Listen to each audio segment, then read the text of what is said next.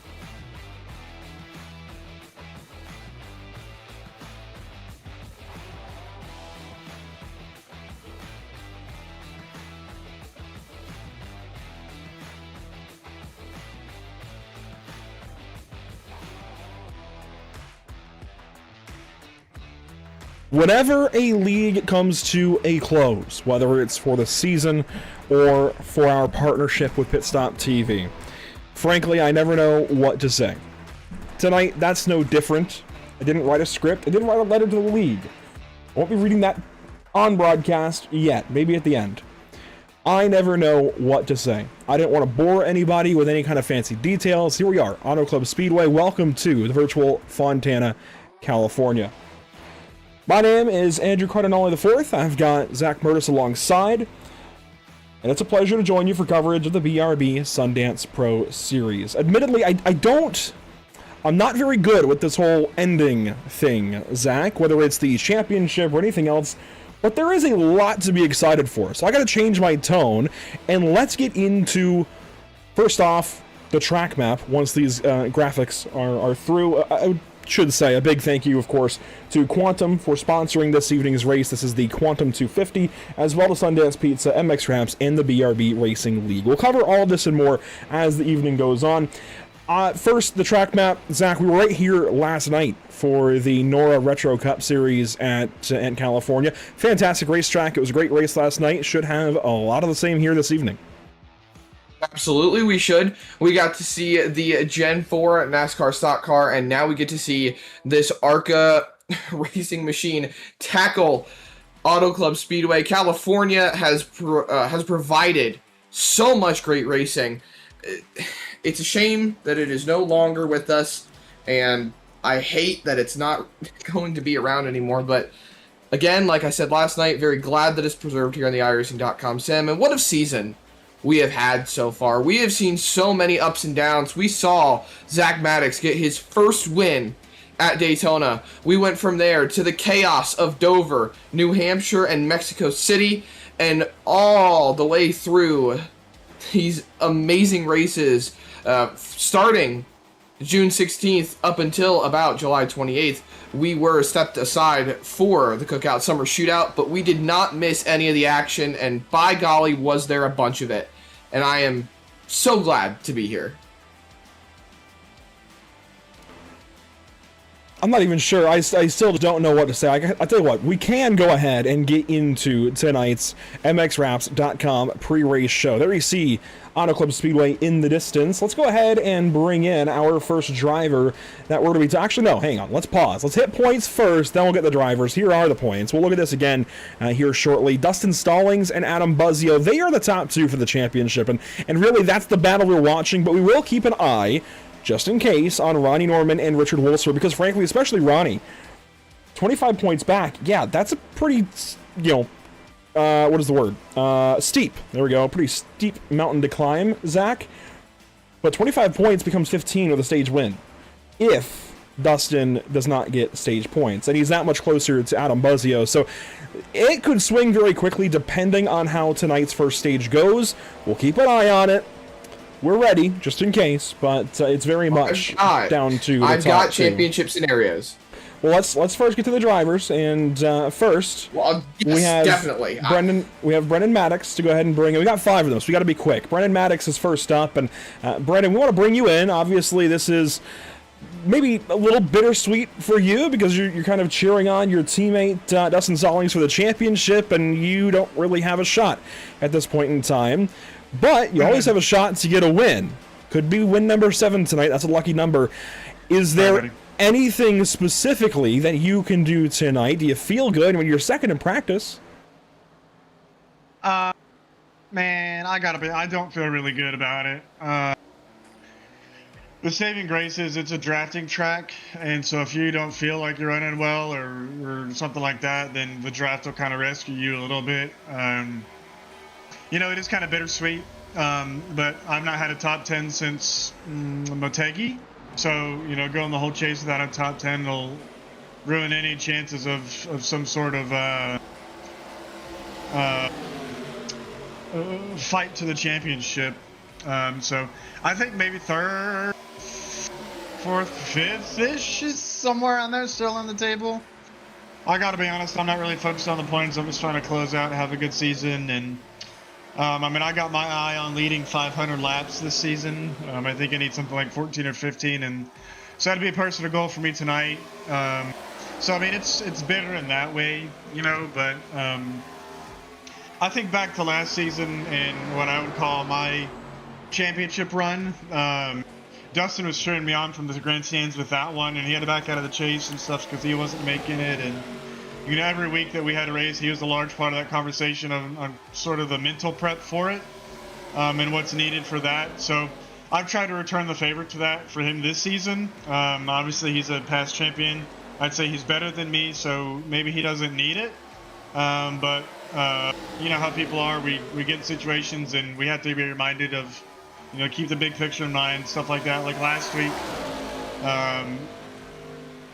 he fought back last week, and I can tell you where he was at. He was very kind on the broadcast, but he was not very happy in team chat, trying to recover that race. And we had a moment during the race where it said, "All right, just buckle down, get what you can," because that's all you could do at this point. And he did that very well, and I attribute that to that's just how Dustin is. So I'd say I benefit from him doing that to me more often not than me doing it the other way around and trying to calm him down and refocus him. As far as our team goes, he's kind of the one that's focused and he keeps us grounded a little bit. Yeah, in some ways it's bitter, but also I've raced with Dustin since season 1, and that's when he and I started our friendship and started the team out of. So more than anything, I like to see the team get a championship, and sorry, Adam. That's what I want to see. Is the team championship for Maverick, and not even in the driver's side. We're fighting Blackbird for the actual team championship. So despite my efforts in the chase, I'm obviously super proud of the guys on my team for the effort they're putting up and how good they're doing. That can't be stated enough in my mind. So whatever bitterness there is, there's enough sweetness to overcome it. Well, Brendan, I think we'll try and loop back to you here mid-race. We do have 4 others to go ahead and talk to. One of them being Dustin Stallings, another one being Carl Pooler. We got a lot of guys we're talking to this evening, so we'll go talk to your teammates really quick. We'll circle back on car 23. Looks like you're quick, obviously. Hopefully we'll talk to you in a little while. All right, talk to you guys a little bit. And there is Brendan Maddox. We'll go ahead and move him back up to his teammates, and let's go ahead and cycle through. We want to talk to him, of course, first. He is MX-Raps along with Zach Maddox, but let's go ahead and bring in his teammate. That is Carl Pooler. And Carl, not only are, you number 71, we are actually here for BRB broadcast number 71 on Pit Stop TV. Is there any kind of numerology that's going to happen tonight? Do we finally get you in the win column? Oh no, not tonight. That would be nice, maybe if I'm lucky, but man, I've had just nothing but rotten luck during this chase, and it seems to still be kind of nagging at my heels, so I'm trying to kind of ferret that out right now. So I wouldn't put myself up there. I've had a rough season, a rough chase, and I'm just kind of ready for the whole season to be over right now, to get some time to reset and readjust and mentally prepare. So I like California. It could be a tough track on tires, but yeah, don't count me in the win column there. Not this time. Honestly, Andrew kind of stole my question, because I wanted to say that how fitting would it be to see you finally get a first win? We've seen it out of a few drivers this season. What is there a case for that it can't be you tonight? I thought I was really good at the fuel mileage game, and Dakota Bly kind of beat me at that. So, man, I would love to say I could maybe get a run out of it, and maybe in the draft, and save some fuel. But you know how tough these tracks can be, these 2-mile tracks. The draft helps, but if you fall too far back, you end up losing the draft and burning more fuel. But with the people in the front, the drivers in the front, they always want to stay up front because that clean air does help the car turn. So it's tough to say. You really got to be there at the end to win it. So, and that's been my Achilles heel this past month or so. Well, hey, one more here in season number 6, Auto Club Speedway. I want to put you on the spot. We're going to, I think, do this a few times this evening because we have so many drivers that we're talking to, but win picks. We've been trying to do this a little more often.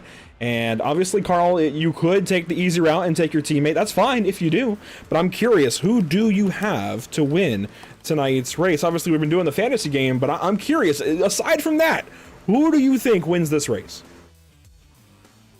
Oh, man, there's so many different factors. Like, I feel like between Adam and Dustin right now at this track, their mentality, I can almost say, like, what did they have for breakfast? Let's build off that, because obviously Adam right now is at the top of the practice list. Granted, that's in the draft, but that still needs something being fast here. And I know Dustin's been putting in the laps, and he should be hopping into the sim any minute now. So it's hard. I can't really say. It's like I said, it all comes down, what did they have for breakfast? What did their day at work consist of? Was it an easy day? Was it a tough day? I'll throw that in there. Yeah, I can see, man, it's tough. I would say I can't pick, you can't make me choose. I'm gonna say Adam, just because I know they're both focused, but Adam is hungry for it. And not to say that it would mean anything less to Dustin if he didn't win it or if he is going for it, but Adam would love that championship, and I think that extra edge will help Adam take this checkered flag tonight. Fair enough. We've got it on screen. We'll see how that goes. Carl, good to talk to you. Hopefully, we're talking to you in Victory Lane tonight. Well, we'll see. Time will tell. You guys have fun tonight. You as well. That is Carl Pooler in the number 71. We've got his teammate up next that we'll go ahead and chat with.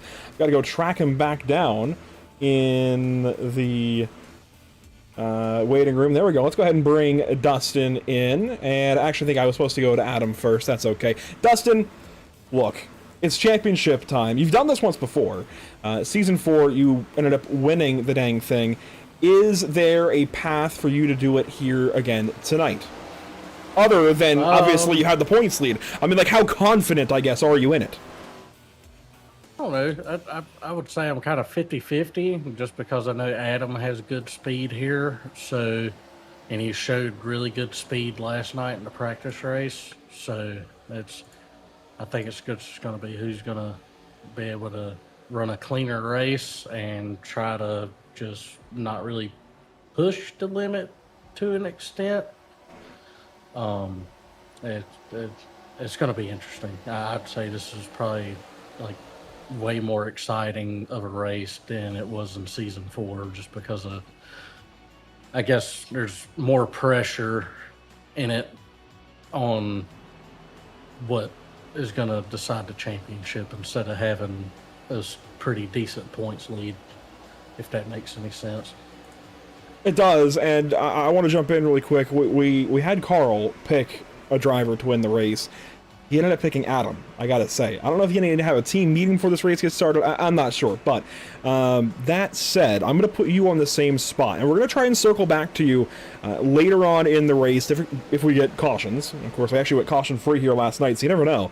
But in case we get a caution, we'll circle back and press you a little more. I'm curious who you think wins this race tonight. You can pick yourself, just like in fantasy. That's fine if you want. You can pick Adam, you can pick Carl, you can pick anybody. I'm curious. Winning the race, I am going, I don't know, it's kind of tough. I know Parent's pretty good here. Then Steven, I think, is pretty good here also. I don't know. I'm going to kind of lean toward Adam just because I've raced with him multiple seasons now, even across different cars. He just has good speed, and it's winnable speed. It's just strategy is going to play a huge factor, and he's usually right there on the good end of it. So I'm gonna go with Adam on that. All right, 2 picks for Adam Buzzio. It would be his first championship here, despite, of course, being Mr. League owner. Dustin, thanks for your time again. We want to circle back to you, so if we get a caution, expect it on one of these yellows. Best of luck here tonight, and we'll see if it's championship number 2 for you. Yes, sir. Sounds good. There you go. That's Dustin Stallings in the 00. And Zach, I'll tell you what. I'll parry over to you to go ahead and talk to Adam. Let's go ahead and track that guy down. Adam's way up there. Let's bring in driver number 5, of course, battling for a championship. Heads up with Dustin Stallings tonight. That is some big-time pressure. But let's bring in the driver of the 5 car. Here he is. I'm kidding. That's not actually his birthday present. What's my birthday present? I am no longer in my team chat. Oh, baby. Oh, boys. Always the comedy with Adam Buzzio. And Adam, you are one of the drivers tonight that is in the running for the championship, and you have the best shot to dethrone Dustin Stallings. What's the mentality walking into this, and how are you going to do your best to not choke? Well, if I have a problem, it won't be from choking. Same deal I found myself in last season. I know mathematically it's possible, but, Dustin's going to have some issues for me to have a shot at it, with the size of the field and the stage points and things like that. So my job tonight's just to run the best race that I can and not make any mistakes. So Dustin's definitely better on long runs here. We had a practice race last night, and he was definitely better at managing his stuff. So I have been practicing for the last 20-30 minutes here, trying to figure out a way to do that a little bit better. But you know, we've had success at Auto Club before. We've won here before in the next gen cars. So it's not that we're bad at the track. We just can't beat ourselves, and maybe just a little bit of wishful thinking for some misfortune for Dustin at some point.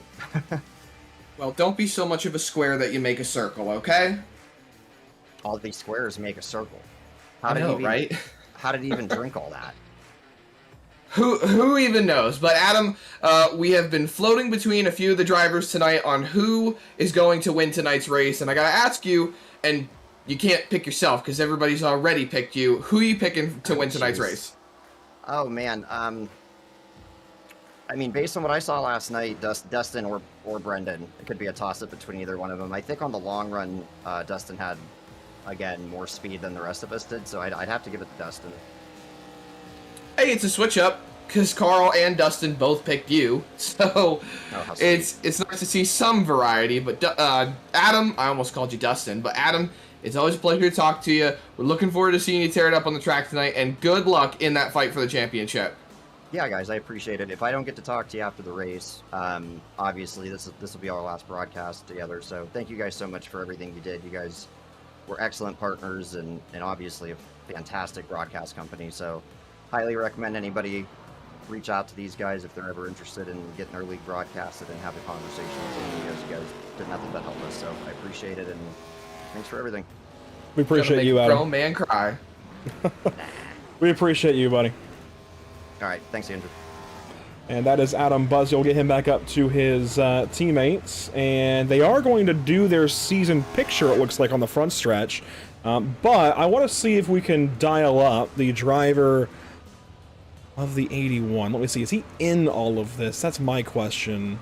He's actually not in the session currently. He's down in well, not in the waiting room anymore. We'll get him, I think, maybe during qualifying, or, well, there he is. Let's go ahead and grab Evan Patinko really quick, if I can get the name out. Evan, look, I know you guys are setting up for pictures here at the back end of what is this pre-race show. However, you are solely, I would say, most responsible for our partnership with BRB all this time. We'll talk more about it, throughout the broadcast.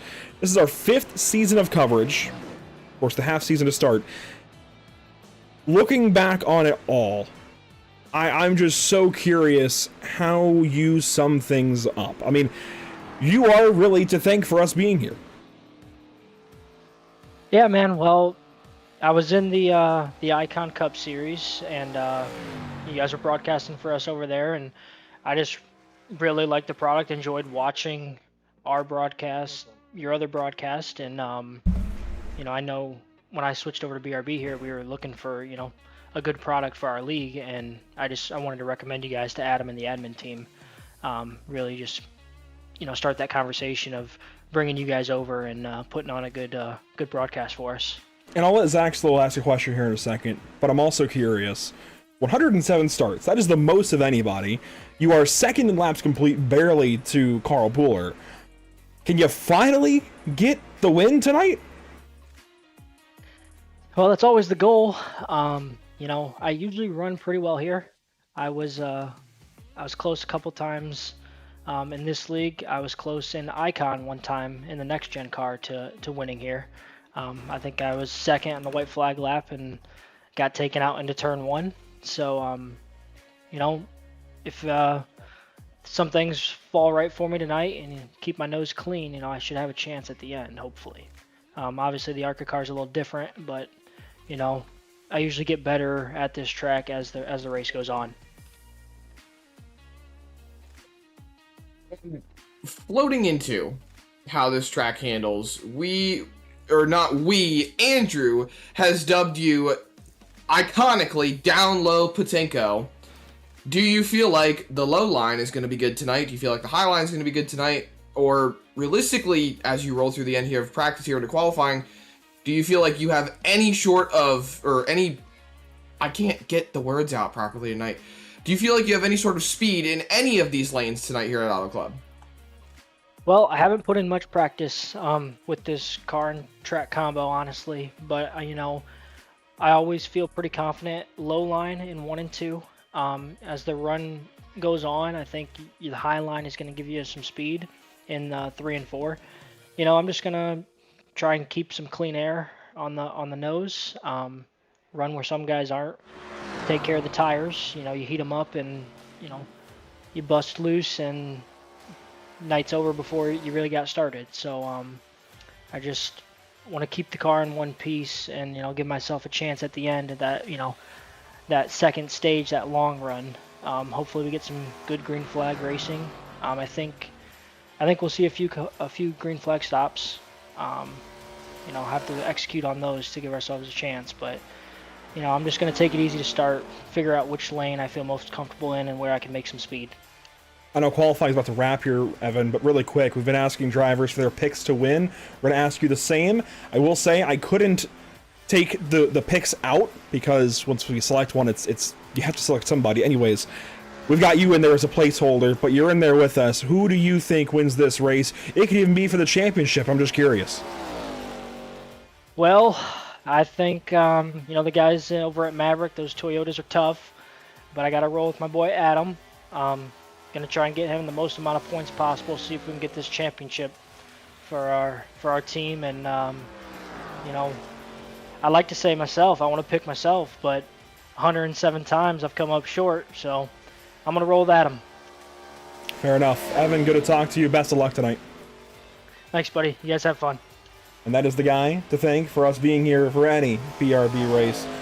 Thank you, Evan Patinko. We'll get him back up to his teammates. And well, there he is, qualifying on the racetrack, Zach. I guess we can go ahead, with qualifying wrapping up, let's actually go ahead and make our picks. And then we'll go ahead and once we're on the grid, we'll do our usual pre-race picking of paint schemes. What do you got, Zach? I'll tell you right now, I'm not changing mine. Evan Patinko, that's who I pick. Ooh, I'm on the spot here. I think I'm going to go with Josh Parent for the win here because, ironically, this was the track that Josh Parent made his first start at in BRB. So it's coming full circle a little bit, and I feel like he's going to be a solid pick. I will say, if you ask me for the championship, that is a slightly different story. I think I have to take the points that Stallings has. He's also on pole. This is now pole number 21 in his BRB career. But man, it could go either way. And frankly, Ronnie Norman, Richard Wolfsburg, they're not that far out. Again, it would not take much to get either of them into championship contention here this evening. Here is a look, however, at Gray Walker as qualifying comes to a close. Kevin Baumler also on the racetrack. Walker will go third quick. How about that? As Kevin Baumler works off of turn number 4. It'll be to the stripe this time for car number 10. He's currently 14th. Patinko goes 15th. He will pick up. Baumler does. That puts him into 12th here as qualifying comes to a close. Zach, MX Dash Wraps, Best in Show. What are we thinking? Oh boy. Tough call on this one, honestly.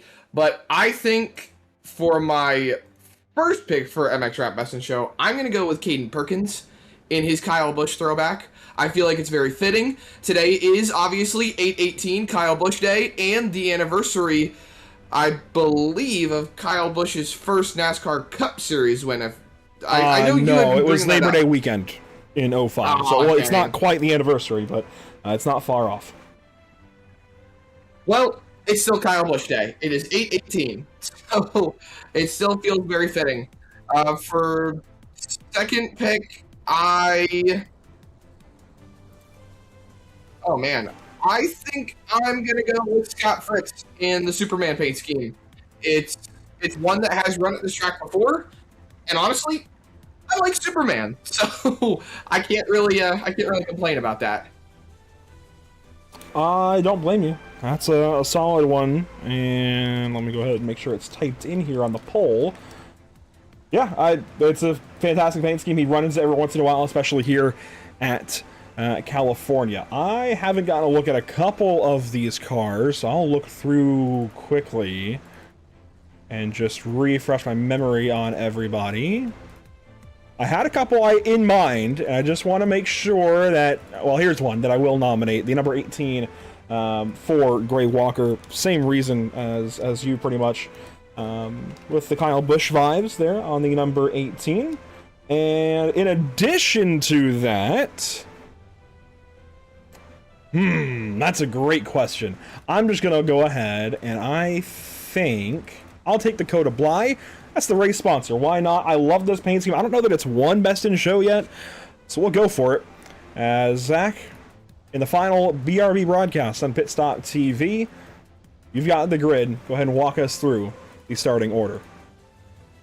To roll off tonight from pole position, it's going to be Dustin Stallings.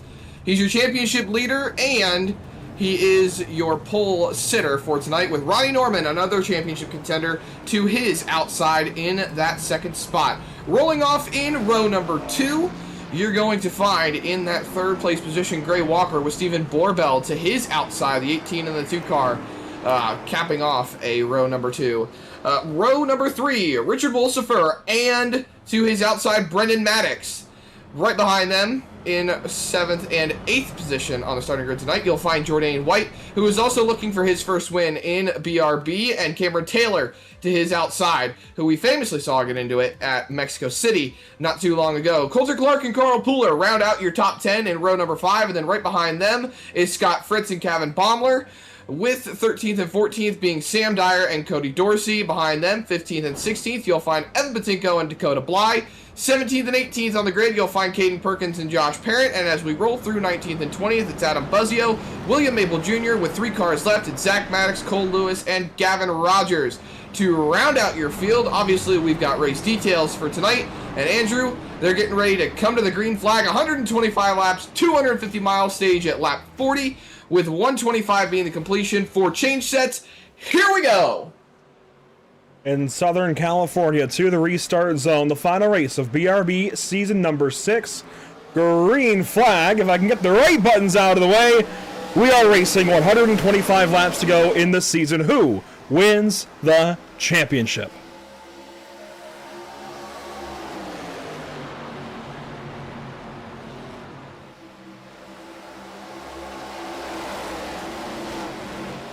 Admittedly, I thought we'd be taking the green much later in the day. Race weather as we rolled on the backstretch, lap number 1. Look at that track temp, 109 degrees. It is hot. These guys are going to struggle for grip all night long, and this is only the beginning of it.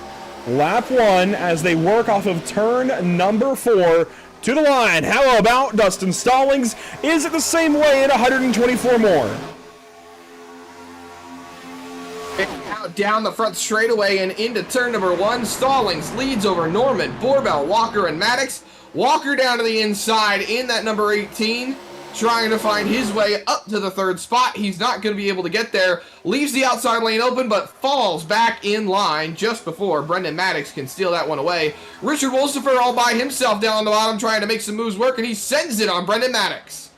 Big move there from Wolsifer. Gets underneath the 23 through turns 3 and 4. And we are officially getting some laps in. All around the bottom, Sam Dyer making some moves. They're 3 wide, deep in the pack. The leaders drop down to the apron, nearly on the front stretch. It is Dustin Stallings, Ronnie Norman for the front of the field. Stallings fastest, but Norman literally up his rear bumper.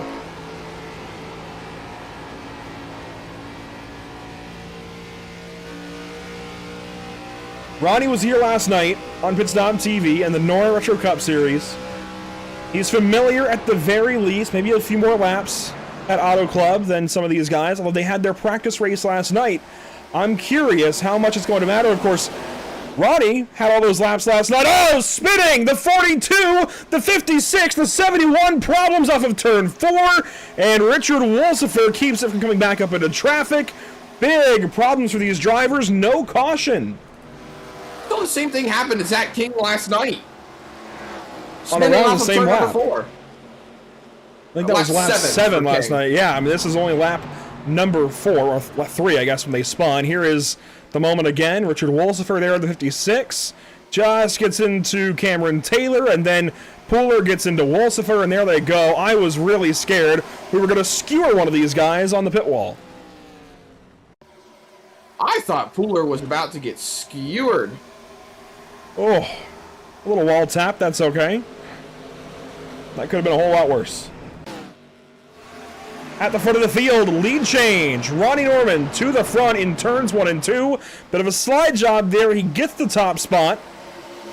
And back down the back stretch. Stallings with a run. Gray Walker right in behind. You see a bit of the heat haze off the pavement. It is hot on the racetrack. Straight sunlight as these guys work down into turns 3 and 4. Lap number 5 will be complete this time by. So far, it's been Stallings and now Norman at the front of the field. If you missed it, unfortunately, the Final Fantasy game of the season is closed. Here are the standings coming into tonight. Brendan Maddox and Chris Winstone fighting for the diecast. We'll see who exactly has it at night's end as Jordan White goes fastest there. Of course, these driver points, their results in the race, as well as their stage results, will go a very long ways to deciding who wins this fantasy championship. But those are the standings coming into tonight. Really, it's between your top 3. Josh Conover not far back either. Even Rafferty or Baumler could potentially get it. We'll keep an eye on it as the night goes on. And power rankings coming into today, Zach. Here they are. Boy, this shouldn't be a surprise with how good Adam was last week. Look at him on top now coming into this race. That could be that momentum that Adam needs to finally get himself a championship within BRB.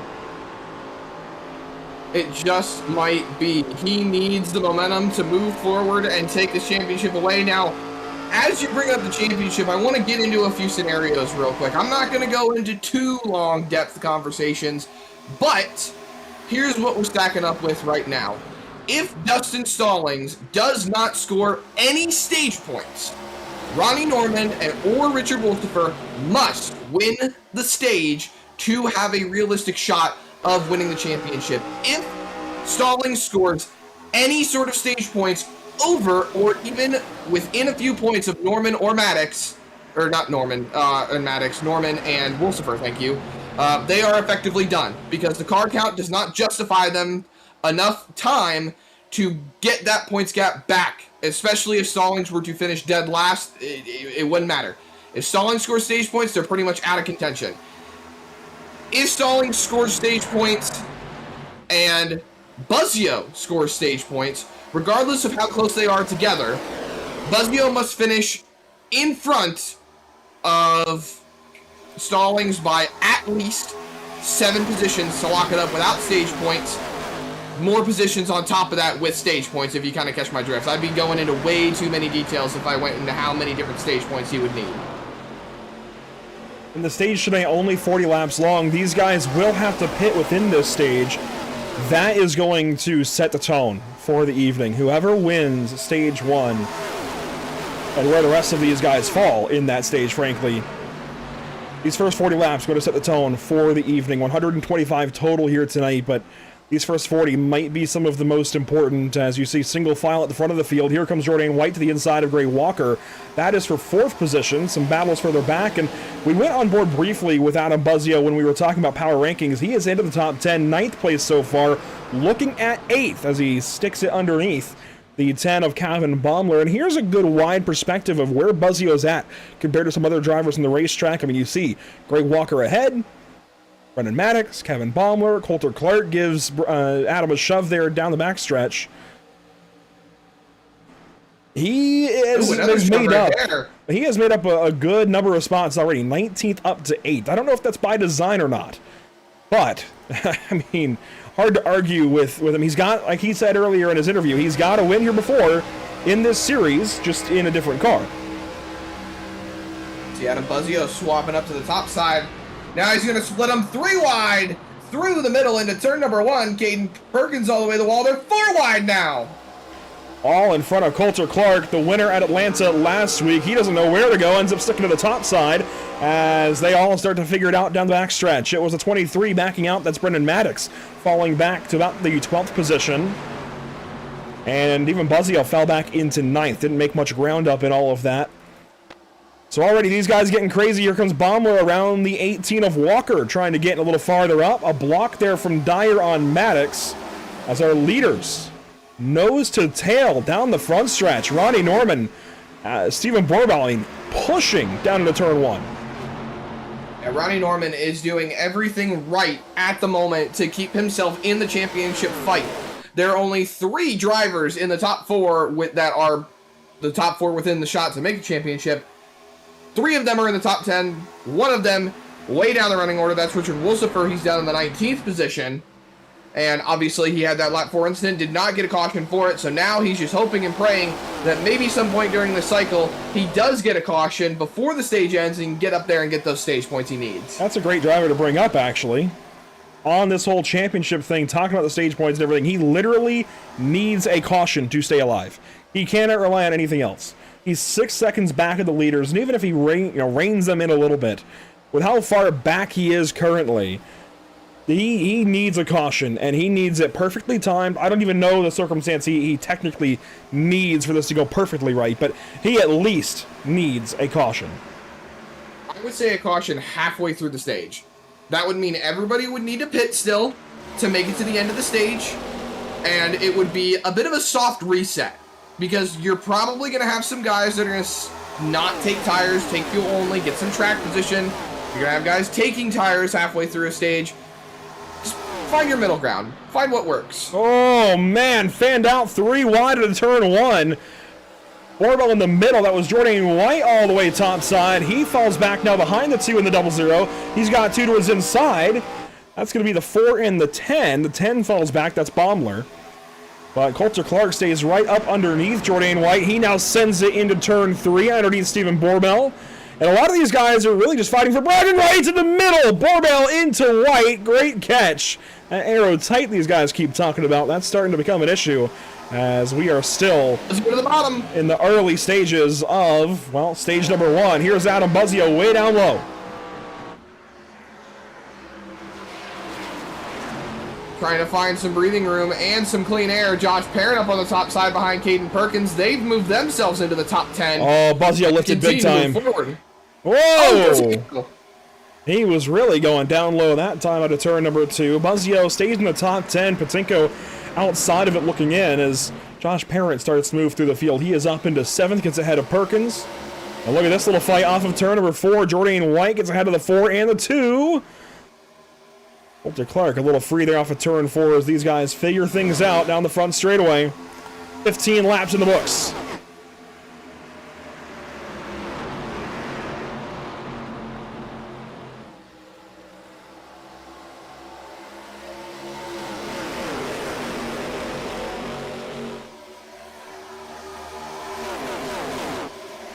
Here comes Coulter Clark back to the inside of Jordan White into turn number 3. Golly, I love the drones. The way they sweep into the corners like that is just so satisfying. Here's your battle. Oh, off into the inside. Josh Parent into the inside wall. keeps it rolling. We stay green. It's another incident like it was just not too short, not too long ago. There it is. I can't talk tonight. Some 13 laps ago, yeah, we sent 3 cars down to the infield grass. This is off of turn 4. Just Parent came up slightly into Gray Walker. It's just tracking out off the corner. I mean, nobody did anything wrong there. Walker just hung a little bit lower off of Perkins, and I don't think Parent was planning on that. There it is again. Thankfully, we did not skewer the number 22. No Josh kebabs, that's for sure.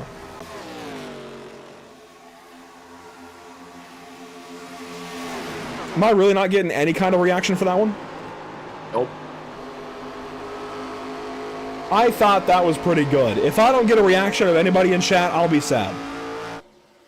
Look, man, I'm just here so I don't get fined, okay? Uh-huh. Uh-huh. Well, here we Well, go. we're about to hit halfway in the stage. Yeah, 17 complete for our number 17 that's leading. Ronnie Norman out front. He is a long shot for the championship, Zach, but all these laps led early. If he's able to win this stage, that's what he needs to do. He cannot control Dustin Stallings or Adam Buzzio, but he certainly can control his race, at least for the most part. And so he is doing everything he needs to do right now. As you kind of mentioned, I don't know, 5 laps ago, doing everything he needs to do is put himself out front in the wind and see what happens from there. Let's just say, for the time being, let's just say that Ronnie Norman wins the stage and Dustin Stallings finishes in the second spot.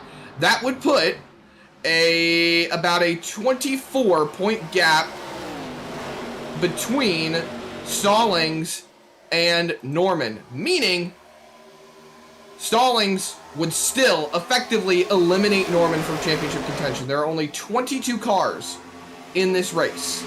So, Stallings would have to finish dead last, which would put him within 2-point striking distance, and he would need to lead most laps and lead a singular lap. And even then, Dustin Stallings got the pole. So, we're already talking about hypotheticals that Ronnie Norman is still going to effectively be out of this championship, and it will boil down to Stallings and Buzzio. Yeah, I mean, realistically, it's always been Stallings and Buzzio since the checkered flag at Atlanta a week ago. Pit stop, by the way, we see Dakota Bly working back on the racetrack. He pretty much split this in half. It's interesting. He won Iowa on fuel mileage, and he's one of the fuel mileage guys here in the series, but pits early here in stage number 1. It looks to have been a 2-tire stop, possibly. Let's see what Dorsey does. He comes down into the pit lane, and this might be a bit of a clue as to what Bly did with his stop. Let's see, what does Dorsey opt for? Looks like maybe fuel only for these guys. And let's see, is it about 7 seconds? Just like Bly. Yeah, so fuel only, I'd say, for Dakota then with that in mind. 8 seconds down and away for Cody Dorsey. Here comes another, Kevin Baumler, the 10 car.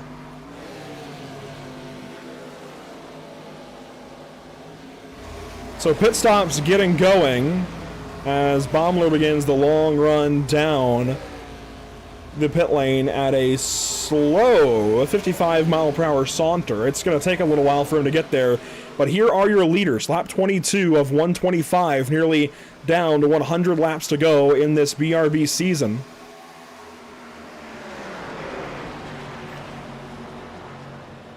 At the very least, Zach, Rusty Rafferty appreciated my joke of Josh Kebab. If nobody else, I know that Rusty Rafferty is a fan. I'll take it. And you know what? Fan. If we only have one fan, and that happens to be Rusty, Ronnie, you're scaring me. He's had some connection difficulties on Monday nights in Nora. He's had a few dropouts. Let's not do this, Ronnie. And Ronnie's ISP. But at the very least, I know if we've got one fan, it's Rusty Rafferty, and that I am okay with. Well, I am too. I very much am. But 2 to go until we hit 100 to go. Go ahead. Well, I was about to say one thing that I'm still eyeballing is the run for the championship. I will continuously keep updating you periodically.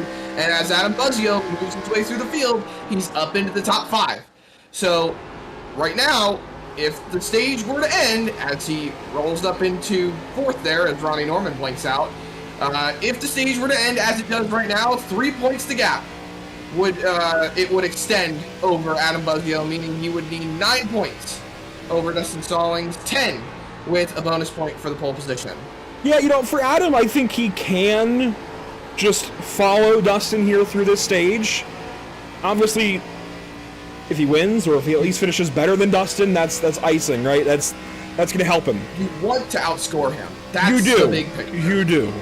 But I for once, I will go against myself. They are single digits, down close enough, where Adam, I think, might be able to just rely on the race pace and how well he's done here at California before. He's won here before. I think he, in the spot he's in, and with the wins he's got, I think genuinely he can kind of just follow Dustin here in stage 1. If that's, even if he finishes right here in 5th and Dustin finishes 2nd, I don't think that's the end of the world for him. Obviously, he wants to outscore Dustin, but I don't think this is that bad of a spot for him to be in. I think genuinely, depending on strategy and everything else, there is still a path for him to win this championship, even if he is 9 back after stage 1.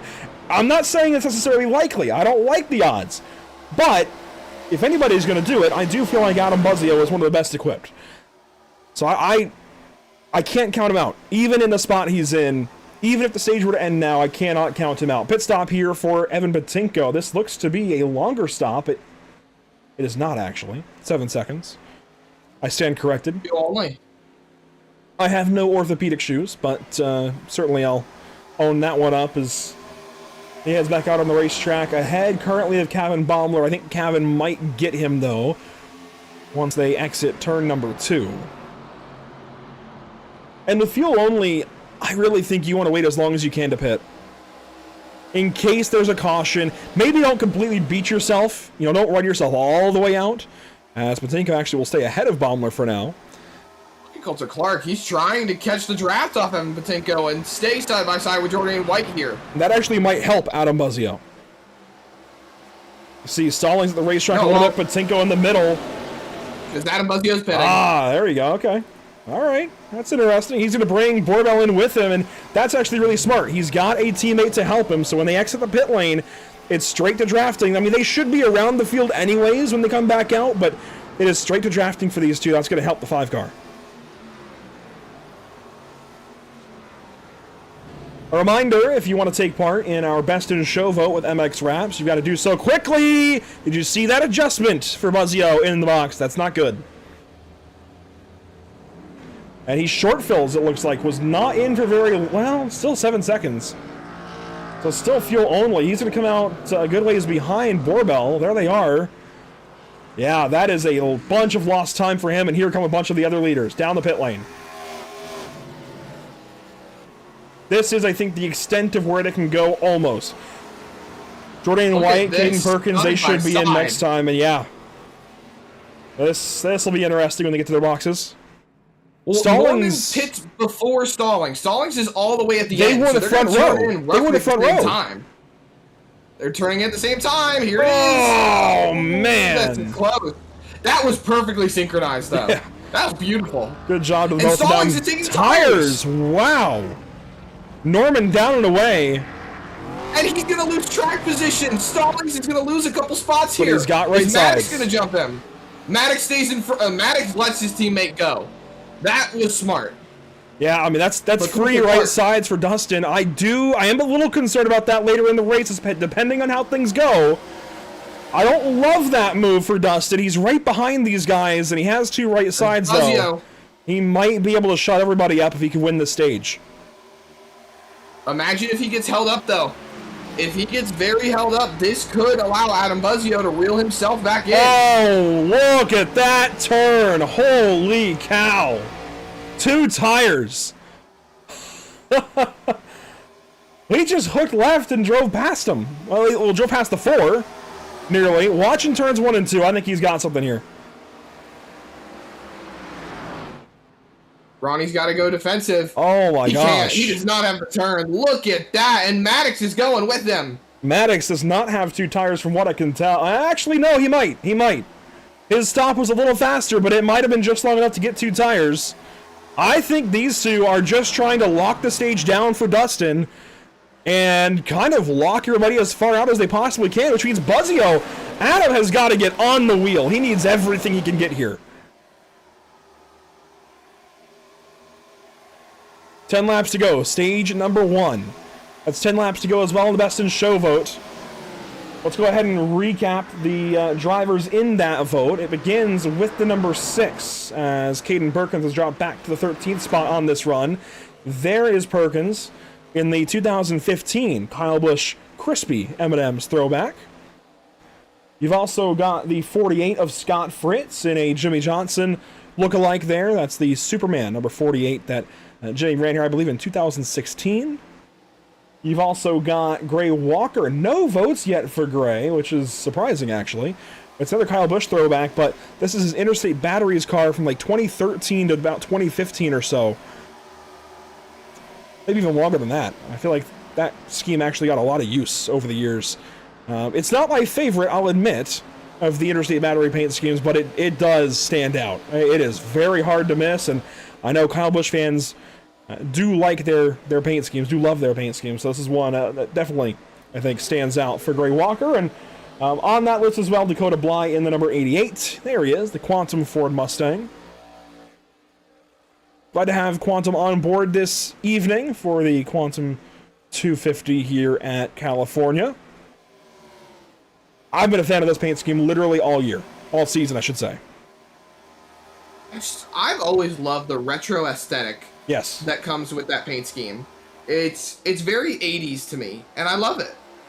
That it is, and here you see Dustin Stallings and Brendan Maddox driving away.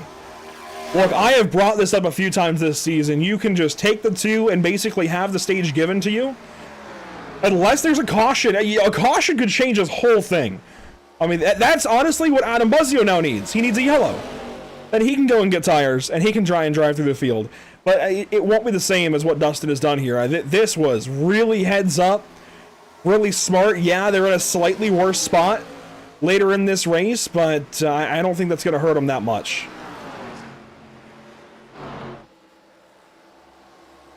And you know what? Even if it does, this is so much more insurance, Zach.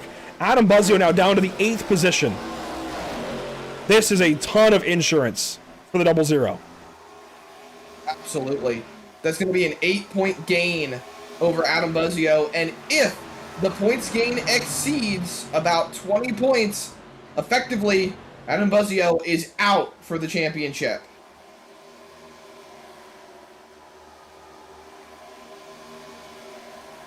We'll keep an eye as the evening progresses on this number 5, and of course the 00. I am very close to riding the 56 out, although I will give Richardson credit. He's the 15th. When we last saw him, I think he was 19th, so he's at least passing some cars here as the run goes on. I mean, he's... Look, for the hand he's been dealt at this point, he is doing his best to get back into it, but it's going to be futile. It's not going to be enough. By the way, Ronnie Norman in that 17, he is into 4th. Kevin Baumler takes over 3rd. Similarly, I just don't think Ronnie has got enough at this point in time. This is going to come down to Stallings versus Buzzio with the stage win for Stallings. Buzzio is still in it just barely, and he needs to pass at least the 14. If he can also get the 18, any positions he can gain now is the likelihood of that championship for Buzzio coming right back to him, but by just a little bit, not by much, admittedly. I mean, this is a 7-point difference in this stage alone. So if they hold these positions, Zach, Dustin is more than doubling his advantage in one go.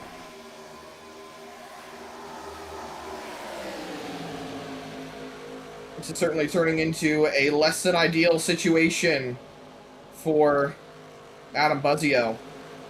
Trying to get as much help as he can from his teammate Stephen Borbell, pushing him through the corners, pushing him down the straightaways. Caden Perkins now, he's coming into the mix. And Perkins is a teammate to these two.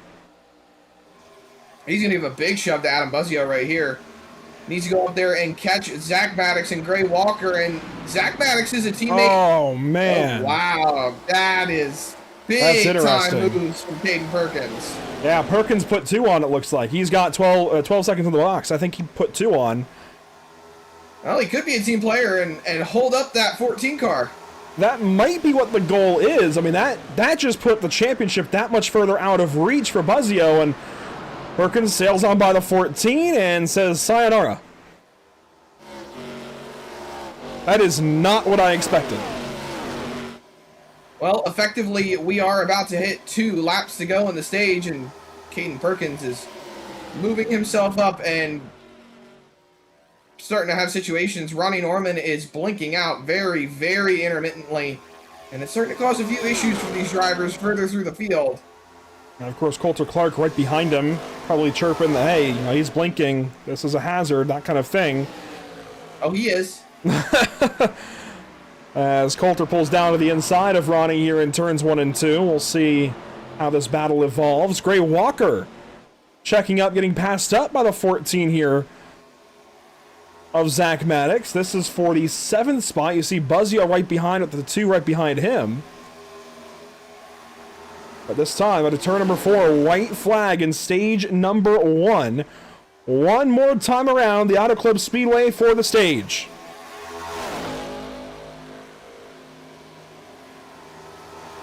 Look at that, Norman all the way to the apron. This is a good snapshot of your whole top 10 as they take this final lap here in stage 1. We know the arrangement here. It's going to be Stallings, it's going to be Maddox. That will not be changed. The question becomes for these two, how does the rest of the race go? Does this call hurt them at all later in the race with these tires being taken now? It's bold, I will say that. It is not a guarantee that it works out for you, but they have certainly more than doubled the advantage now for Dustin Stallings. Stage winner, 00.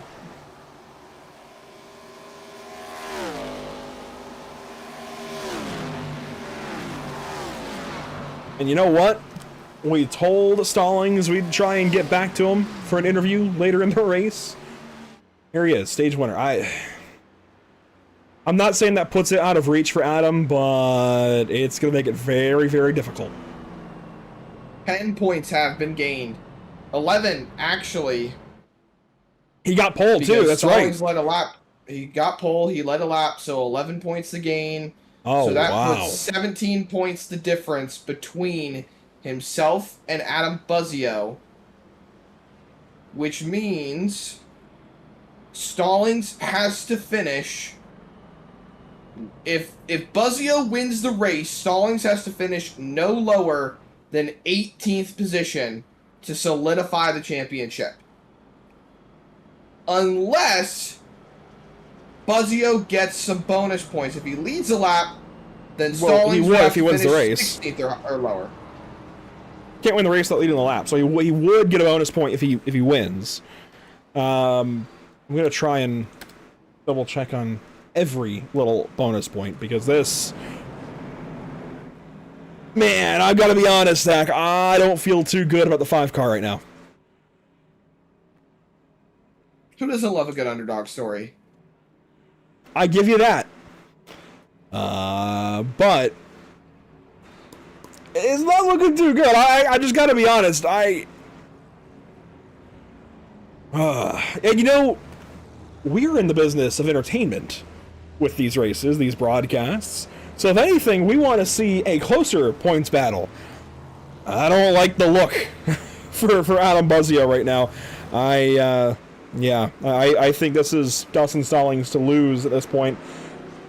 So yeah, it's a point for pole, a point for leading a lap, a point for leading the most. And from what I can tell, there's no bonus for winning. Huh. Well, so let's go ahead. Go ahead. I was going to say, what you're saying is, for lack of a better expression, Buzzio is straight down the well. He's up a creek, that's for sure. Let's go ahead and bring in Dustin Stallings, who is able to win this stage by a gutsy tire call, I'll say, but a pretty smart one. To get those 2 tires and just sail off to the front. I've mentioned it before. That's an option, and a lot of you guys, I guess this is why you haven't done it, saving it in your back pocket. How long was that move planned? It was kind of last minute, to be honest, because we weren't really sure what everybody else was gonna do. So, it basically going into turn 3, that's whenever I made the call that I'm just gonna go for 2 there, and kind of hope that. Just to kind of hope that played out in our favor, and luckily it did. So made the points gap a little bit better, but still got the rest of the race to finish. It didn't just make the points gap better, Dustin. You've got like 17 points on the guy now. You're kicking him while he's down, pretty much. Obviously, this puts you in a good spot. You can finish like 15th and still win this thing. But what is the game plan now? We see you guys come back in and top off. How important is it to do this? Just being able to run just a little bit longer than some guys that hadn't really saved much. It's kind of tough to do if you're up at the front. So just trying to get the fuel numbers where we want them to kind of set us up there for the end. Fair enough. Dustin, look, man, that was good. I give it to you. That was a really good call. That might just be the difference maker in this championship. Best of luck. Well, I appreciate we'll it. see it probably in about, let's see, 80 more laps. Maybe so. We'll see. Dustin Stallings putting this championship maybe on ice. As I mean, I don't want to jinx the guy, but 17 points. That's a lot. That is a twist, I can tell you, I did not expect, Zach. Here we go. Begin stage number 2, the final stage of the season. Green flag, Ronnie Norman, Coulter Clark, Gray Walker, Stephen Burbell. Racing again in California.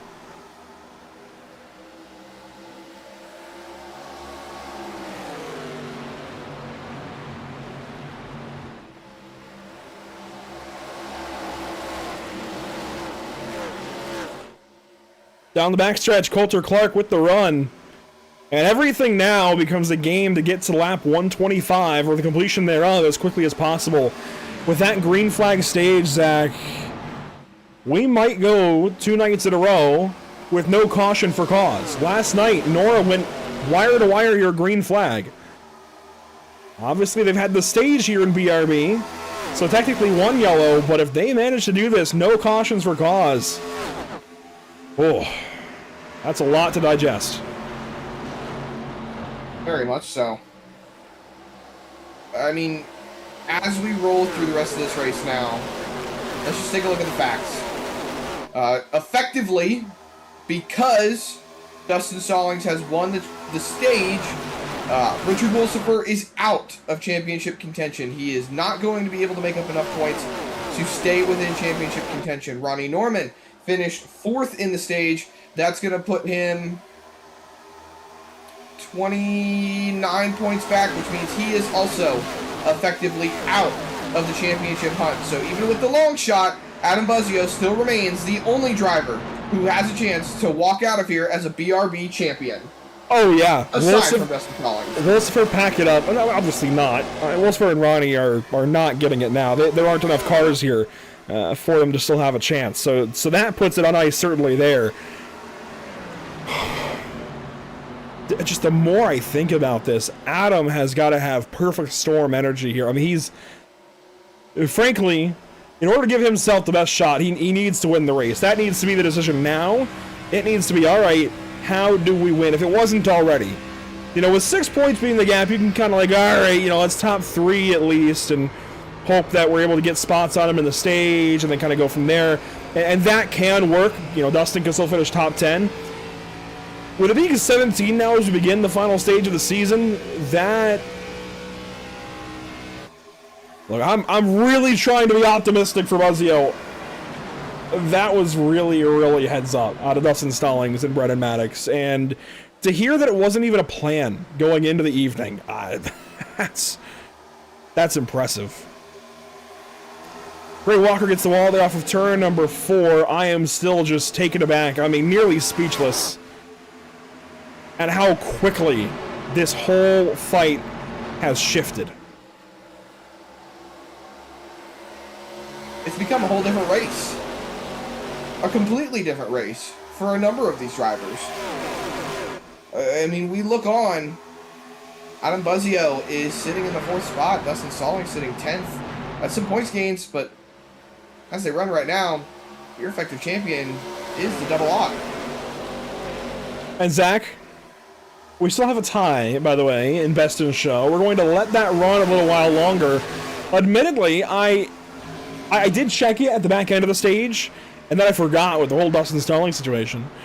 And it still has not moved. So those of you watching, we typically let that run through stage 1. We'll let it go a little longer tonight. Get your votes in. Best in Show. We've already gotten over at a time or 2. It's the 18, the 6, the 48, the 88. Let's see who you've got for Best in Show. One of them runs 3rd. That is Gray Walker here in the number 18. Let's go ahead and roll back through them, I suppose. There's Gray Walker. He's on the ballot. We've also got Caden Perkins, who runs 5th. A couple of Kyle Busch throwbacks there. Then, got the 48 of Scott Fritz. Get a better look at his car. There he is. The Jimmy Johnson Superman, number 48. And then also Dakota Bly, a couple more spots behind him. The Quantum, number 88. The tie is broken. I will let this run through lap 75. That's 50 to go. That's 25 laps away. This is the onboard from Dakota Bly's perspective. He is towards the back of the field, Zach. He's right ahead of Richard Wolsifer. 15th spot. Brendan Maddox is back here, by the way. Oh, big crash! Cameron Taylor, William Maple! Big hit in the outside wall for the 42 car. And unfortunately, his season is going to end on a very, very sour note.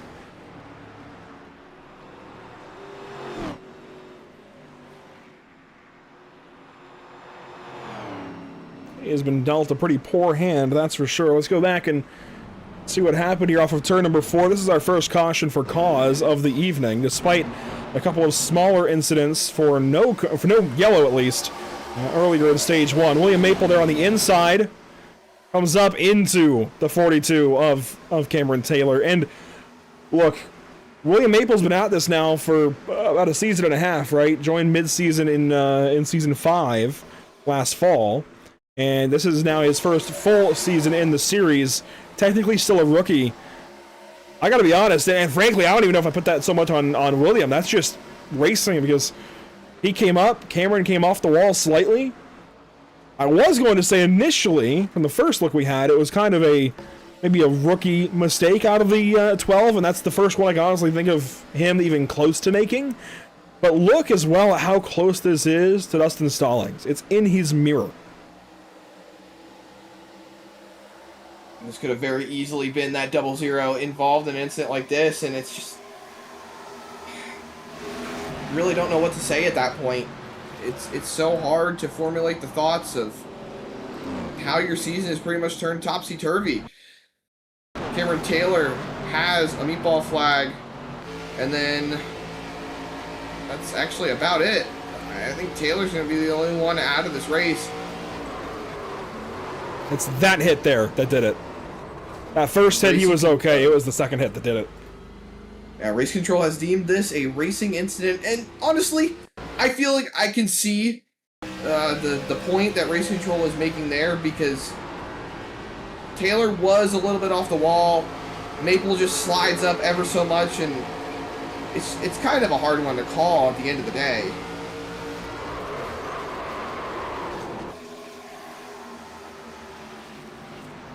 Not ideal for either of those drivers, that's for sure. Cameron Taylor actually in the race to be the best of the rest. If we look back at the standings coming into this evening's race, there he is. 14th spot, the best of the drivers not in the chase. Even has a win to show for it, but that might now shift. Patinko, White, they were in the cut line battle a season ago to make the chase. And here they are, now fighting to be the best of the rest here in season number 6. Ben Kinney, not here tonight, but he was in the running for a good while. Kyle Clank as well. Neither of them here this evening. Beyond that, yeah, really nobody else in that conversation, actually. It's really down to Patinko and White now. Pit stops in the background. Scott Fritz going to lead the charge down the pit lane, followed by Sam Dyer, Cody Dorsey, and Cole Lewis. The field will redouble and go back racing within the next lap. Zach, while we have a moment, let's take a look at what's upcoming for us at Pit Stop TV the next couple of days. For us, tomorrow night, we head out to Richmond Raceway in Richmond, Virginia. The Full Send Cup Series is active on a short track for the second week running. We picked up with them at Indianapolis a few weeks ago. Here we are now. The third race we'll be covering for them in their second season of racing. We joined in, I believe, at race number 10. And so this will be race 12. Their chase not very far away. So it is very much crunch time for those guys. I believe they go into chase the same time as NASCAR. So that would be, I mean, literally 2 races away, I think. So Richmond going to be very, very important for these guys. And then Thursday and Friday, we pick up with the back end of the Sarah Orsman Ford of Manassas National Tour, only short tracks, Oxford 250. Yes, it's wordy. What you need to know is short track racing at Oxford Plains Speedway. That is what we're doing. We also have WRL Legends on track Thursday and Friday. Friday, they're kind of headlining, kind of jointly headlining with a non-league denominational, if you will, street stock race at Oxford Plains. It'll be 40 laps of Legends and 250 of Super Lates on Thursday, and then 2 races of 40 for Legends and 100 laps for Street Stocks. Here we go, green flag, as we get closer and closer to halfway in the final race of the season.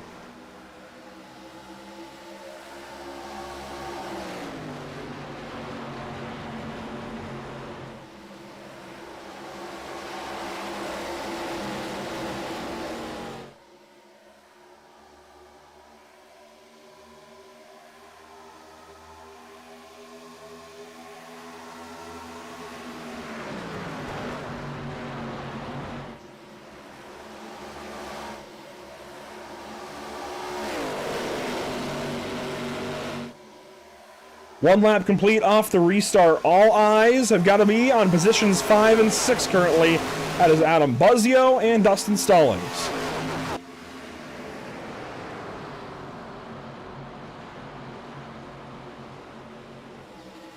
Buzzio still, as they run, would effectively not be the champion. He just... I hate to say it this way, Andrew, because it's a really stupid way to say it. But he just needs Stallings to get jumped or wrecked or taken out of the race somehow. I mean, yeah, you're not wrong, and he even acknowledged as much in his interview in pre-race, but I don't know, it just does not look very likely right now. Very clean race to this point, just the 1 yellow for cause, and frankly, it was a pretty minor between the 42 and 12, just a big hit for Taylor into the wall, and that effectively pulls him out of this race. This does bring those stragglers towards the back into it a little bit, as Greg Walker takes over here. Lap number 56, gets ahead of the 4 car of Coulter Clark. Here comes Norman to the inside. Big shot down to the bottom. Oh, Perkins taps the wall right there. You saw him moving around. He goes to the outside of Coulter Clark. Big run. Ronnie Norman's on the bottom, and Perkins is going to pass right by him up to the 2nd spot. It's a Kyle Busch paint scheme leading a Kyle Busch paint scheme. And that statement still stands as Perkins flips the lead over Walker. That was a 3-for-1 in half the track. Norman not far back. He's in 3rd. Here comes Zach Maddox up into the 4th position. Are these guys doing what they did at Talladega? Are they running half throttle, saving gas? I have no clue. I mean, how did we just flip the top 10 so quickly? Buzzio down to 6th, Stallings 7th. Baumler's in the top 10 again. Here he comes around the outside, and it looks like they're making it so easy. Baumler just commits to the gas. You see Norman blinking there. That's going to check these guys up a little bit. And Gray Walker shoving the 6 car all the way to turn 1.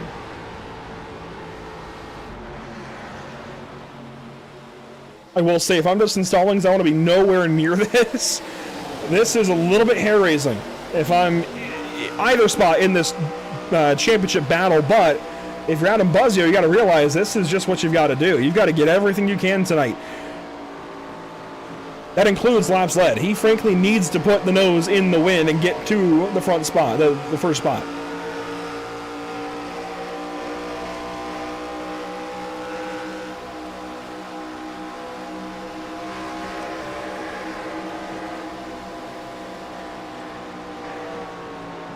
Look at this. Wolsifer up the inside. He's up into 8th. These guys are just making big money moves. Ronnie Norman takes the lead back away.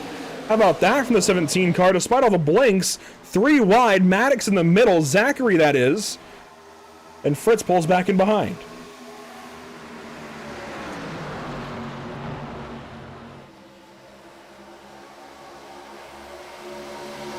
Maddox up the racetrack looking to the outside of Perkins.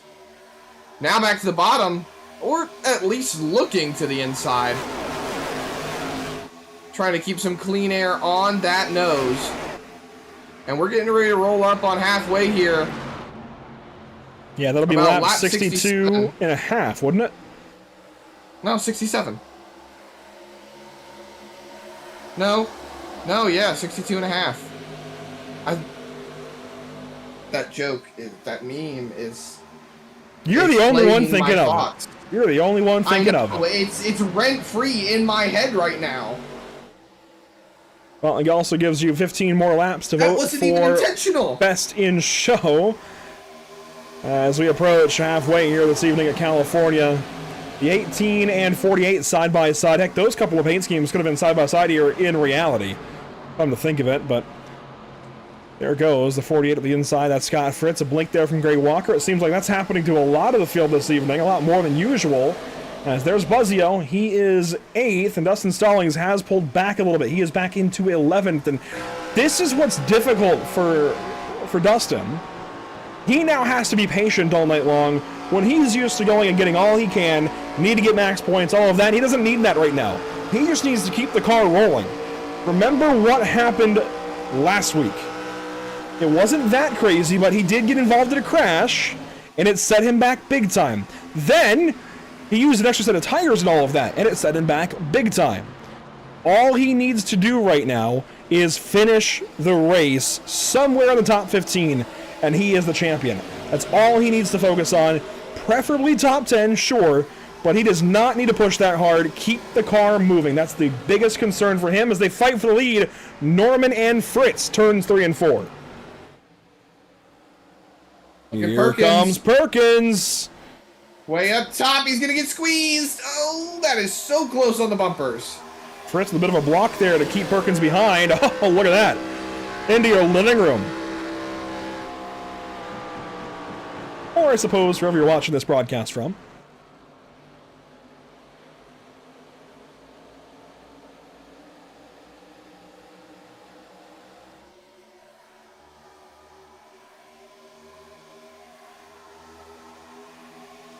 Oh, baby, we still have so much left to go. Kevin Baumler has recovered. He's up into the top 5 here. Not that he was set back all that greatly, but was kind of up and down through stage 1, and he's going to follow Zach Maddox around the outside of Ronnie Norman. Zach Maddox into the top 3. I mean, we are seeing a wild change of pace here as they get single file down the front stretch. Oh! Norman gets in the back of Baumler. Teammates collide, and they hang on to it. That was a little scary, though, into turn 1, and that takes that single file look and shakes it up.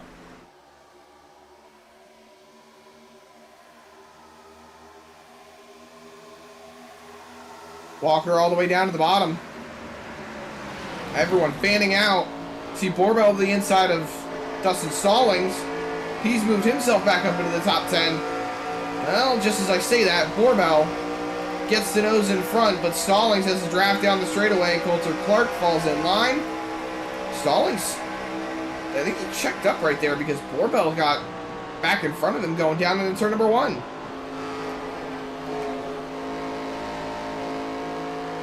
Stallings kind of watching these guys do their thing as they work back down the back straightaway. Scott Fritz, Gray Walker, there you see the 00 moving around a little bit, gets the inside of Borbell. As Fritz leads here on lap number 65. We are just past halfway this time by 10 laps to go in that best in show vote. Dakota Bly is up for it. He is currently leading that vote, but not by a whole lot. Scott Fritz in second, although he is leading the race on the racetrack. There's the dive into turn 1 for everybody. Perkins stays on the outside, Norman on the bottom.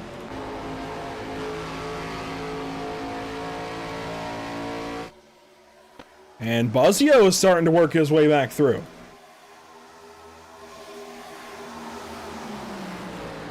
Little side draft there off of Zach Maddox. Big send right there underneath Gray Walker. They're fanning out through the corner. Buzzio's still side by side with the 18.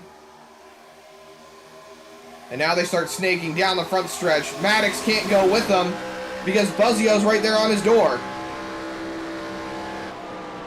And another heavy send into the corner.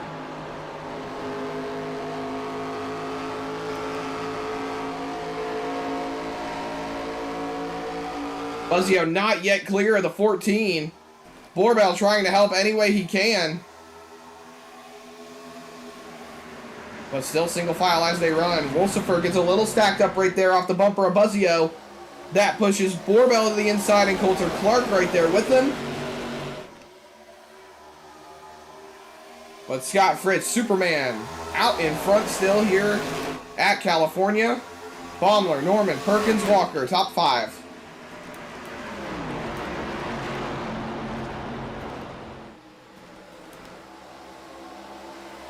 On the outside, Buzzio working that very outside lane, trying to get a run here at Maddox, at Walker, at Perkins, at Norman, at Baumler, at Fritz.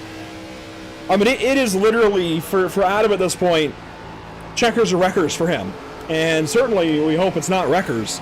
But it's all or nothing. He has to put himself in first for as many laps as possible. And right now he's 7th. I'm sure he's trying for all that he's worth, but it needs to be a little more of the actual result here. It needs to be execution. And I hate the spot that he's in. I actually... I put out a letter today from myself, and we've talked about it a little bit. This is the final broadcast we are doing, at least for the foreseeable future, for this series, for BRB. We'll each be heading kind of different directions after this race, and while that is a lot of emotion on the evening, certainly, I still just really want to see Adam Buzzio. As much as I want to see Carl Pooler or Evan Matinko win this race, I knew going into tonight, no offense, Carl and Evan, but it was a little more likely that Adam could win the championship. And that would be so freaking cool to see the league owner, after 6 seasons of racing, finally be able to put a trophy in his pocket and win his own championship realistically. There's the dive. Here we go. Buzzio with the dive into turn 3. That's what he needs to be doing.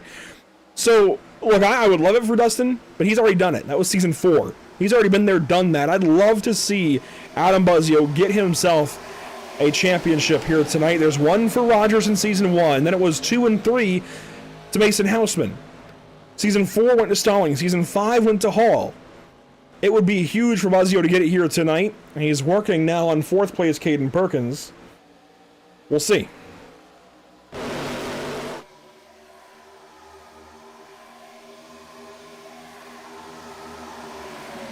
Scott Brown to make up Andrew still as they run.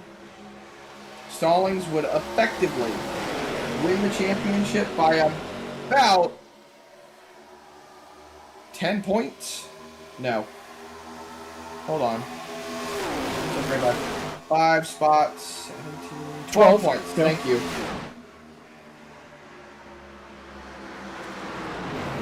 And of course, nature of the season finale, that will be the focus for most of the evening, so I hope you're ready for it. If you aren't yet, well, that's the vibe.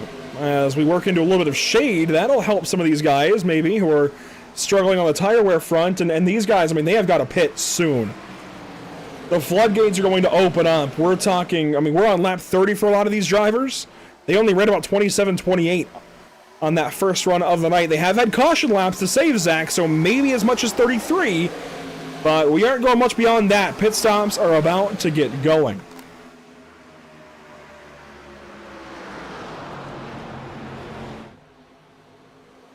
I think if you're Buzzio, you want to pit somewhere in the middle.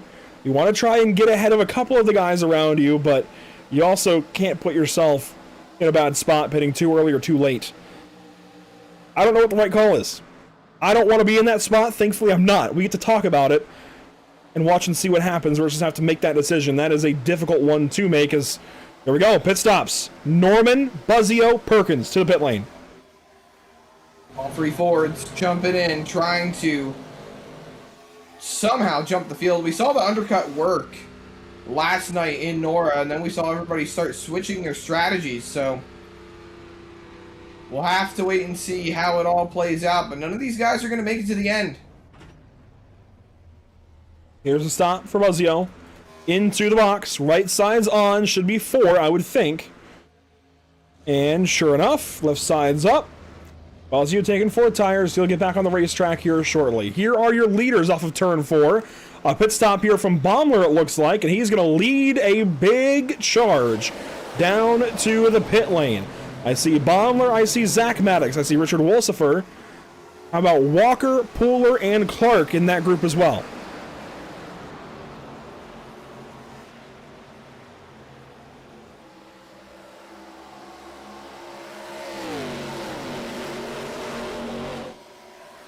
Buzzio back on the racetrack. He will follow Ronnie Norman back onto the racing surface.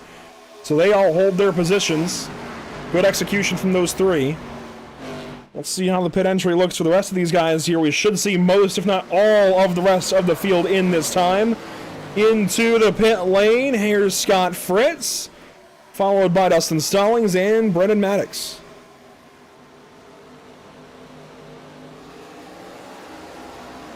Nice smooth entry, gentlemen. Do not want to get any speeding penalties right now. That would be a huge detriment to the total of the race. Fritz is Not actually seeing any in black flags early. at the moment. Fritz is actually in early, just 23 laps on the racetrack for him, so this is not the extent of what he could do. Do we see a two-tire call for him? That would be aggressive, I think, on the tire strategy. Let's wait and see. Left sides do go. No! That's the first time I've called just a random pit call like that. That's actually right, I feel like. Two tires. Scott Fritz down and away.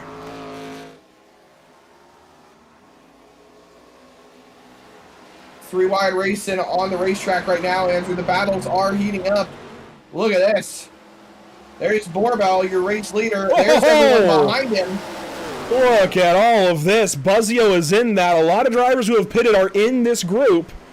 The 5, the 10, the 17. You see Patinko, the block there on Parent. Those two used to be teammates a season ago. Feels so long ago now.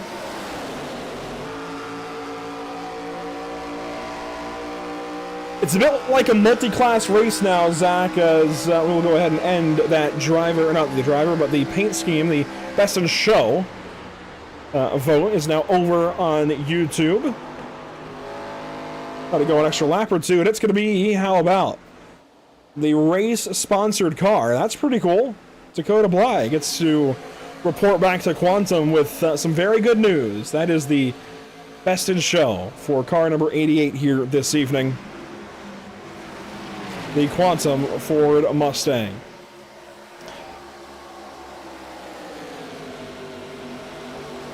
As these guys continue on here in stage number 2, getting closer and closer, not just to the end of the evening, but the end of the season here at Auto Club Speedway. A big thank you to all of our partners with this series. You see all of the fast times coming in now. Sundance Pizza, MXWraps.com, Performance Food Group, RevSimShop.com, Whiplash SimCams, and CC's Business. A big thank you as well to our partners here at Pit Stop TV, Whiplash SimCams, MX Wraps, ATVO, Motor Sports, CC's Business, the North American Racing League, Whiplash Creative, and TZO Designs. And I do want to specifically thank Donna Lee and everybody at Sundance Pizza for all they've done for BRB over the years and all they will, I'm sure, continue to do. This league would not be where it is, would not be what it is without their support. Orbell still leading. It is now a 1.2 second gap back to this fight between Parent and Patinko. There's a lot happening with some drivers already making their stops. And oh, Stallings into Jordan White there briefly. That was almost really bad. Do not want to see stuff like that happen. Stallings just needs to make it through the rest of the race as Patinko goes up the racetrack, stacks up Jordan White. Let's get a look back at what just happened there between the 00 and the 83. You see Stallings sets the nice high entry into the corner. Jordan checks up a little bit there behind Patinko. They are, of course, on old tires as well. Off the corner, Stallings was clear for a moment. Tried to get up, and oh, that hole closed.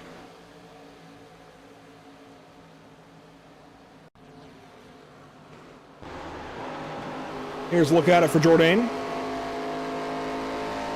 To see the 00 come by on the left side, there he is. There's a gap here. Stallings waits, tries to take it right there, but Jordan's still there, and that was really, really close.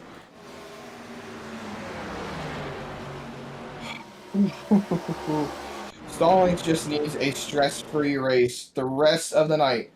That's it. Patinko into the pit lane. By the way, we're just one driver out of this race. That is Cameron Taylor. He's still in the session getting repairs. William Maple, the only other driver with significant damage and in a caution tonight. He is 2 laps down, nursing that car around. Just took about 30 seconds to fix some more of it, but And he's going to need more cautions. Here we go. Race leader into the pit lane. That is Steven Borbell. That turns it over to Josh Parent and Jordan White as two of the only cars left on the racetrack. In fact, they will be the only two, actually three. Parent, White, and Dyer, the only three yet to pit in this run. That means if we cycle back around here to Ronnie Norman, this is a picture of what the lead battle actually looks like. Norman over Fritz over Baumler. How about Buzzio? He's in it. Let's not count out the 56 or 14. Oh, a little bit of a stack up right there. Fritz got tight, has to block Baumler.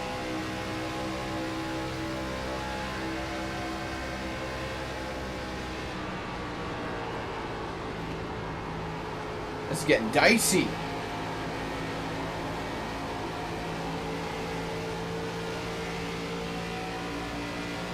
They will come around and get some more spots here in a lap or two once they pass the other drivers who have pitted.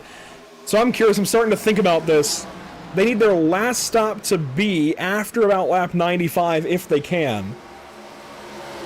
Everybody is still going to have to pit once. You cannot make it to the end from here as Buzzio is up to the inside of Kevin Baumler. Everybody is due for one more stop. I think this is a straight up, just try to run this out as fast as you can to the end as Buzzio looks to the inside here of Fritz and of Baumler. He's got no teammates around him. None.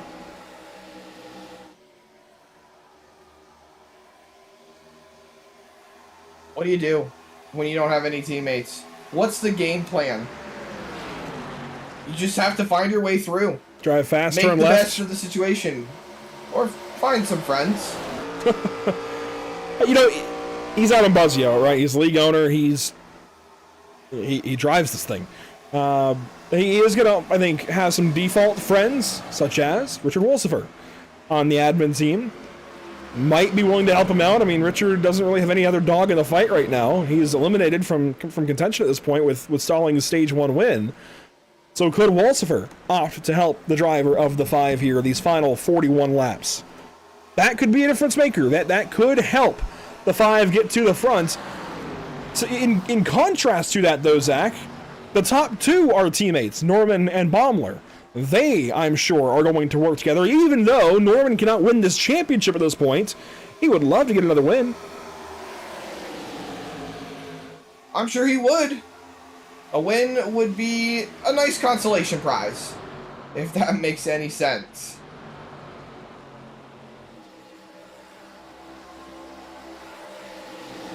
And for the first time in a long time, I feel like all we're really doing is sitting and waiting. What is going to happen? What is going to, if anything, shake this up? There you see a line of 5 drivers. 4 of them, I believe, are working together. Of course, there's 2 pairs of teammates actually in those 4. So you have Coulter Clark and Gray Walker, who are teammates at Blackbird. Then you have Dustin Stallings and Brendan Maddox, who are teammates at Maverick. The whole 4 of them are Alliance teammates, if you will. Alliance members, I guess, between Maverick and Blackbird. They work together. In fact, Zach Maddox owns Blackbird. I'm not sure, though, what happens because they are cognizant of the team battle for the standings. As here we go. Adam Buzzio gets to the inside of Ronnie Norman. This is for the race lead. There is more than just the win, just the championship on the minds of these drivers. They do have the team battle as well. I'm curious how much they'll actually work together as here is Ronnie Norman with the run off of turn 4, trying to keep the 5 at bay. He will for now. Buzzio gets back in line there in 3rd.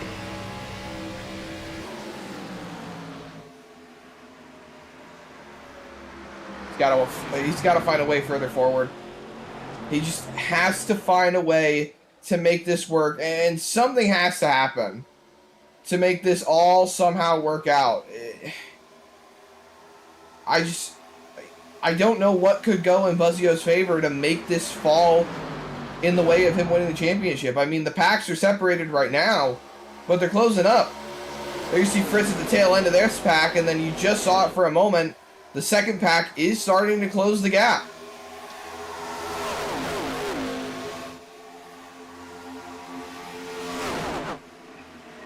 Yeah, I'm just not sure What more you can ask of Adam Buzzio? He is trying to get to that race lead. There you see him in tow behind the 10 car. Going to have a run maybe down this backstretch.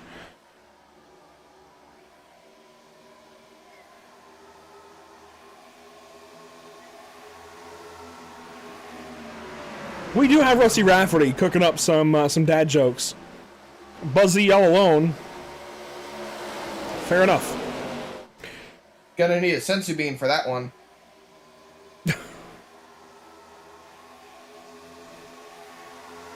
You don't get it. I don't. I just was letting that one go. So, okay. You know what? No. Since this is the last one, the last race that we're broadcasting, I want to at least try to give you some sort of clarity on these inside jokes. So Adam Buzzio and I, both Dragon Ball Z fans, okay? Through the late 2000s, early 2010s, there was a group called Team 4-Star on YouTube, and they're still prominent right now, that decided to do redub versions of Dragon Ball episodes clipped together to make them funny, like Saturday Night Live skits in a way, taking the episode a little bit out of context to provide some humor to the viewer. And there are certain quips that have become very iconic in meme culture from Dragon Ball Z Abridged, and Adam and I have been known to quote them on occasion, which I just did. Gonna need a sensu bean for that one. That was one quip that came from Dragon Ball Z Abridged, and it has touched a lot of fans. It has been, I want to say, monumental in some ways and memorable in others, but it's funny when I can take those quips and apply them to certain situations that may or may not happen to Adam because, well, it's something to relate to.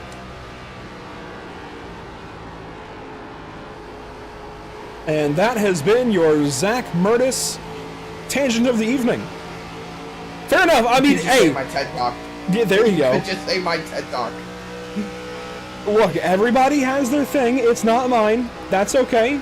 You guys have yours. More power to you. Wow. We are going to be thinking about Driver of the Day here soon. Hard to believe it. We are already through 90 laps here. 91, actually. Make it 92 in a moment at California.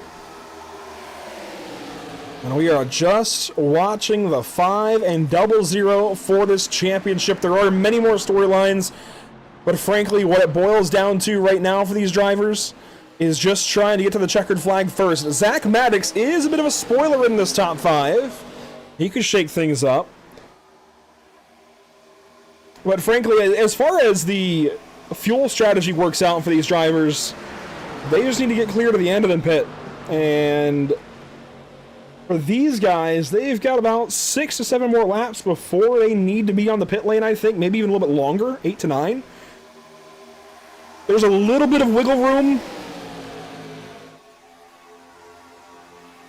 Not a whole lot. There's probably 3 or 4 different laps they could pit on and be perfectly successful. As here we go, Buzzio to the inside again of Baumler. It's not going to work this time. Maybe it will, actually. He gets a run through 1 and 2. I'm eager to see how the drivers that pitted later end up and fare when it comes to their fuel strategy. Guys like Jordan White, Josh Parent, they pitted a little bit later on.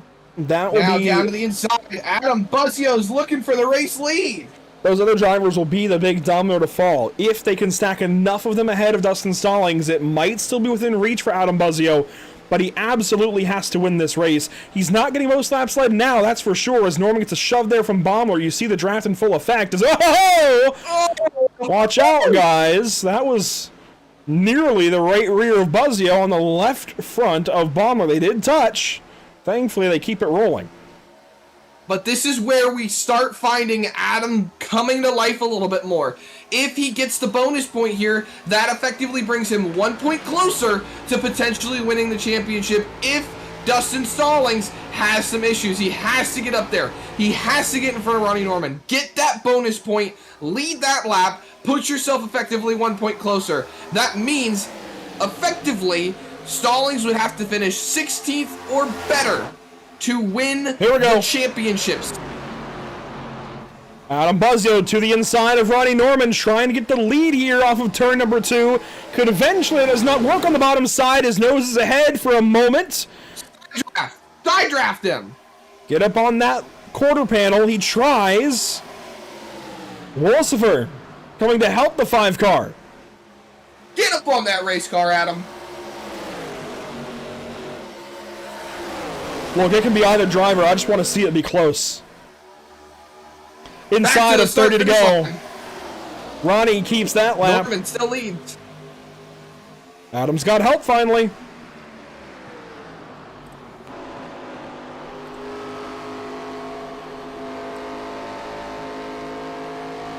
Fuzio's trying all he can. Falls Gets back back in in line line. behind Norman. Wolcifer falls in behind Baumler. Look who was caught up. That second pack is now on the back bumpers of all these cars ahead. Maddox now leads the charge down low for Clark, Stallings, and the other Maddox to follow potentially.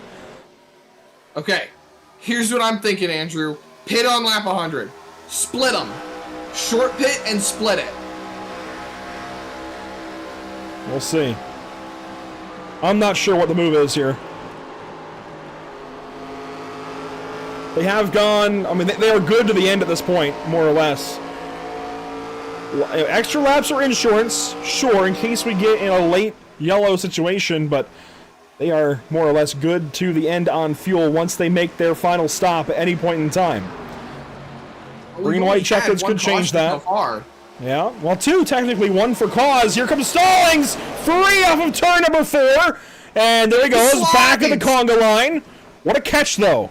That keeps him in it. That could have been the championship.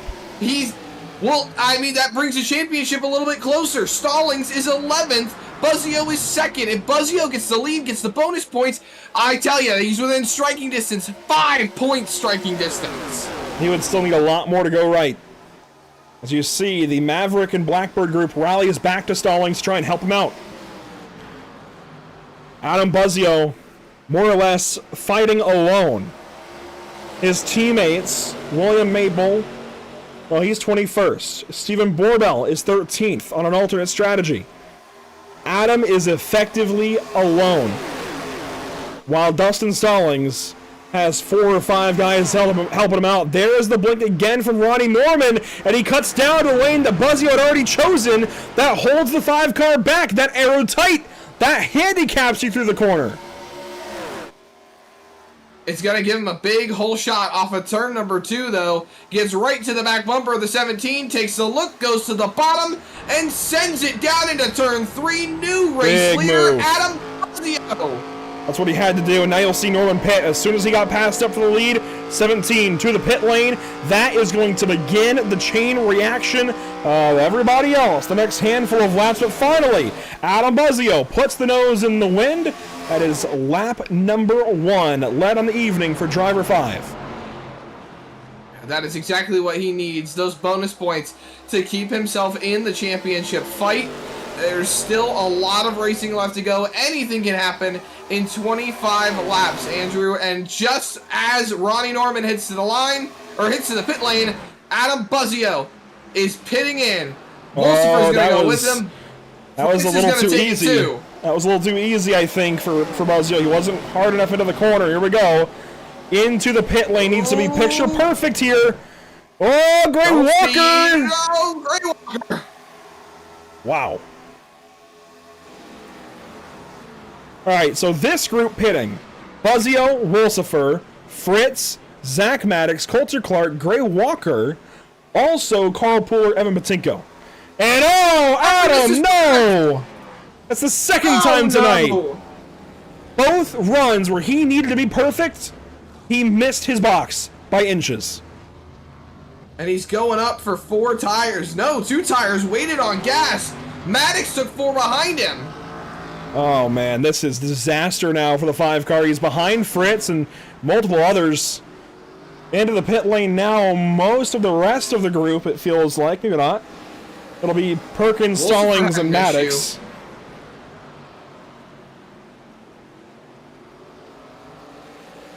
Wolcifer also took 2.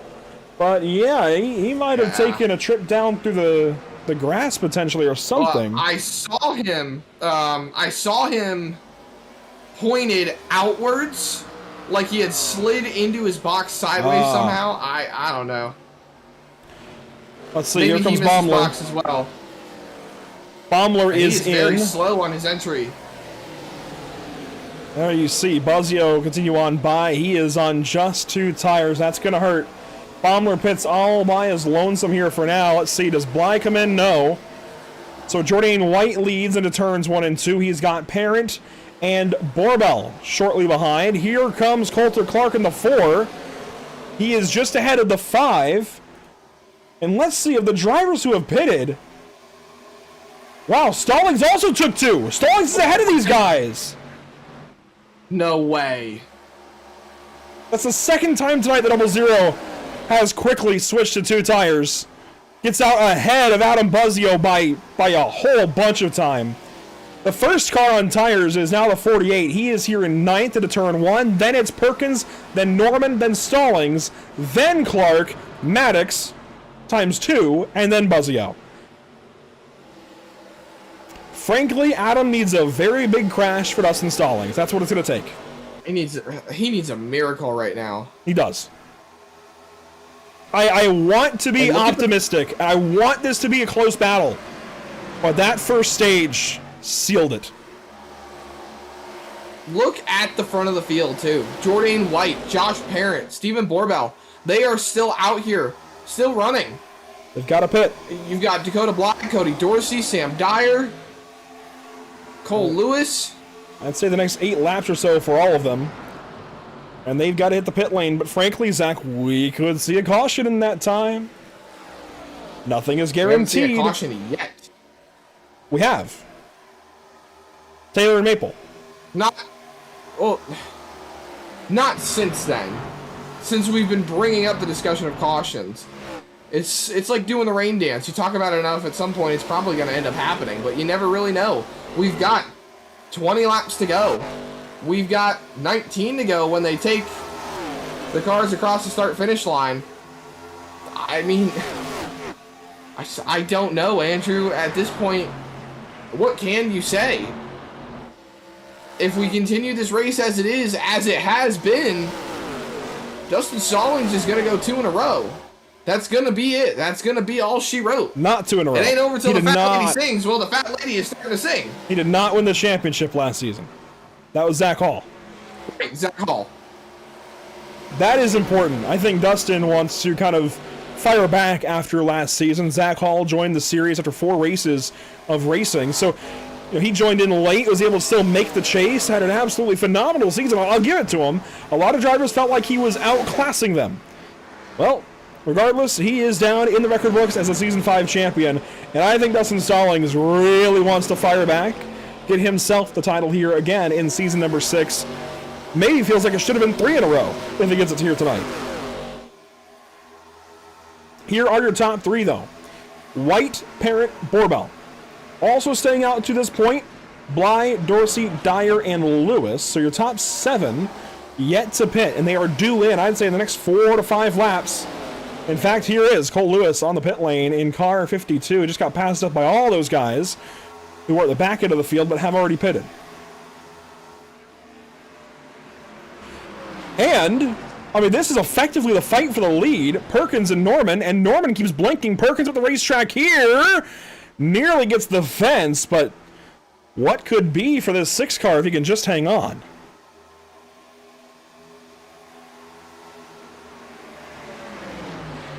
What race we run so far, I mean, what could be for a lot of these guys? Coming back to the start-finish line. 16 laps to go in the season.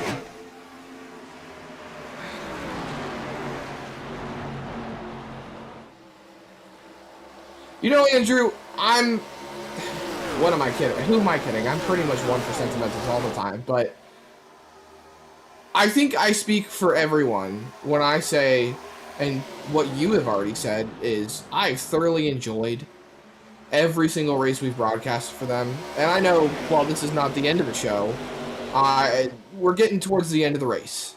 There's not much left to call. And I have very much enjoyed it. I'll say it again, I've very much enjoyed every single race we've done. and I'm going to enjoy, regardless of the outcome, how this race comes to a close.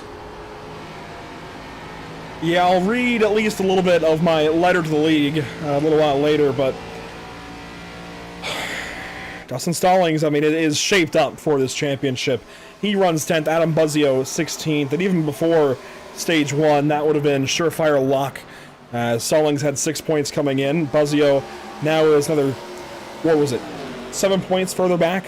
I think 8 with the bonus from the pole.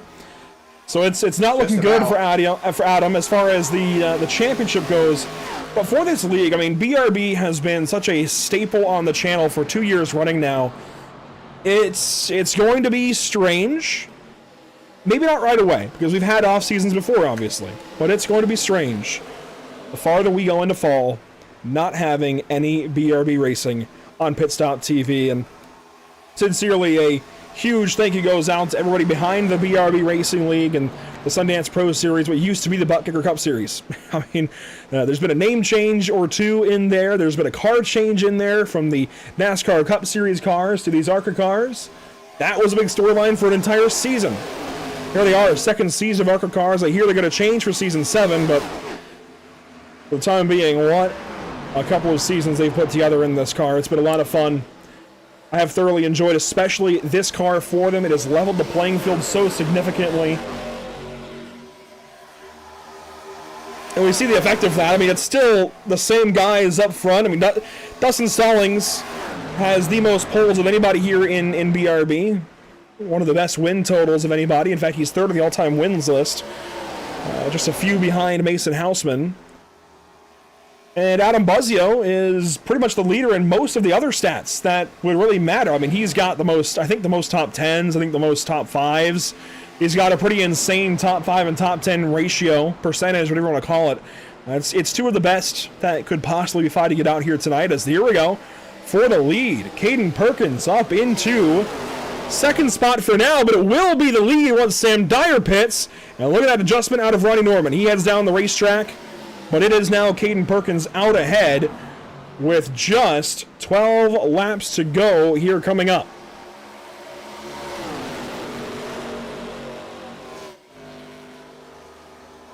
Attic to basement for Norman. It's getting lively. Dustin Stallings is starting to get into it. You have to wonder how aggressive Stallings will be. I think he's going to go for it to try and win this race. But he doesn't have to. He does not have to push. He has got the championship. It's all his. Meanwhile, I kind of feel like the wind is coming out of Adam Buzzio's sails. It's like he's just kind of riding at this point, waiting for a caution. If he can just get one, that could shake everything up. And these guys are suddenly starting to race a whole lot harder. Baumler nearly gets into Stallings there. Norman down the racetrack. Sam Dyer finally pits, and there you go. Norman back into the lead. 11 laps to go here in California. Now that these are your front runners, Zach, let's go ahead. Final time with BRB, the North American Racing League Driver of the Day vote. Who we got? Dustin Stallings, hands down. He has been on attack mode since the drop of the green flag, and he has made it work. Caution! Caution is out! Oh my gosh! It's Richard Wolsifer! Oh no! Patinko as well. It might have just been Patinko. Wolsifer might have been unrelated.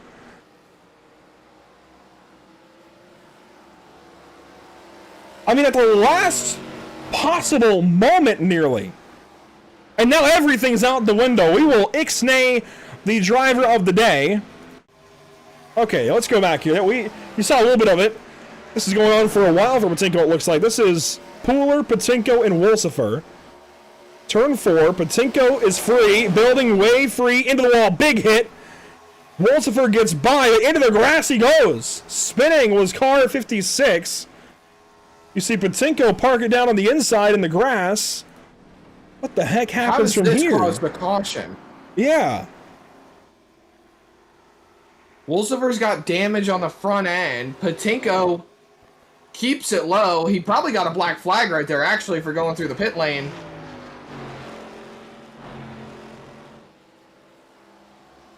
He's got a meatball flag, too. See the left side damage there for the 56 car. I would assume it's his spin. Going slow. I didn't see Patinko around, and with our pit stops happening, we'll get straight to it as soon as we can. Here is Wolcifer through turns 3 and 4. I would assume he spins, and that brings out the yellow. Sideways, sideways, sideways, and that has to be it. Watch the caution light. Maybe not. He held it for a while there, then the caution comes out. Are you able to see, Zach? Was it admin or was it iRacing caution? It was an iRacing caution. Here's Patinko. I wonder if maybe he popped up onto the racetrack for a moment. That might have been it right there. He is going significantly slower. That could have been it. I really don't know. Is there anything else around the racetrack? There's nothing. I don't think so.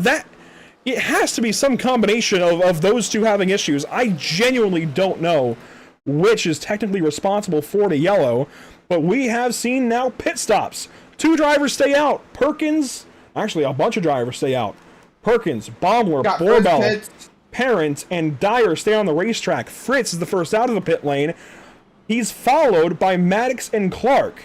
I believe Fritz went fuel only.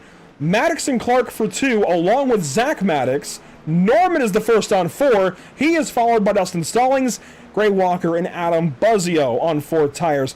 I believe that is the final set of 4 in the pits for Stallings.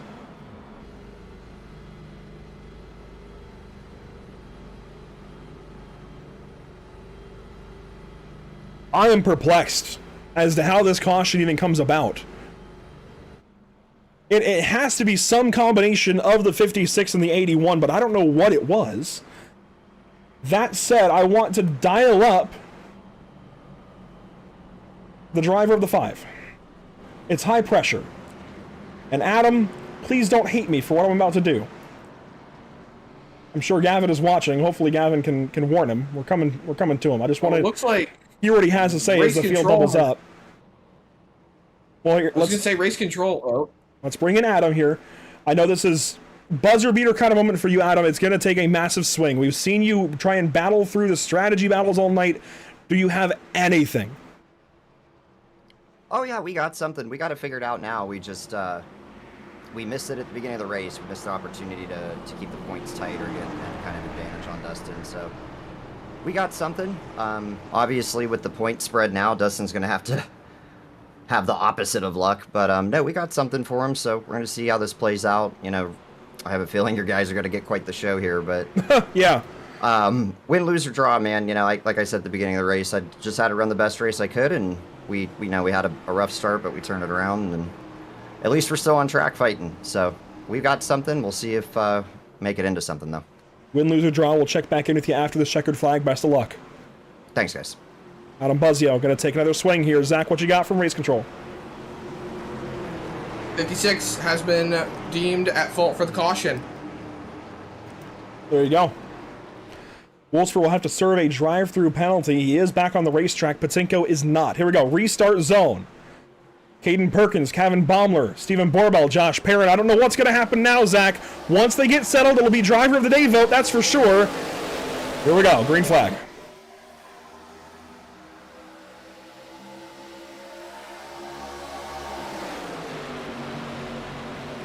It is a mad dash to the front of the field now.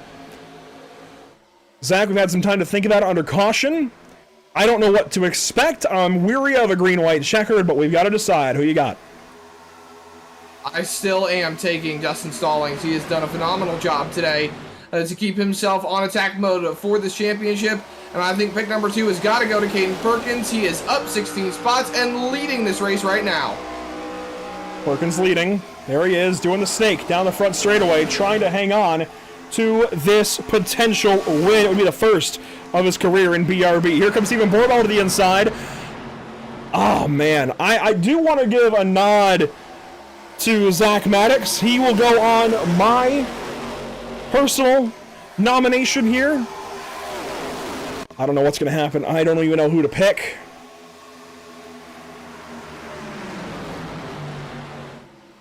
I mean, Ronnie Norman has controlled this race. I'm going to go Ronnie Norman just so we can wrap this up. Here we go.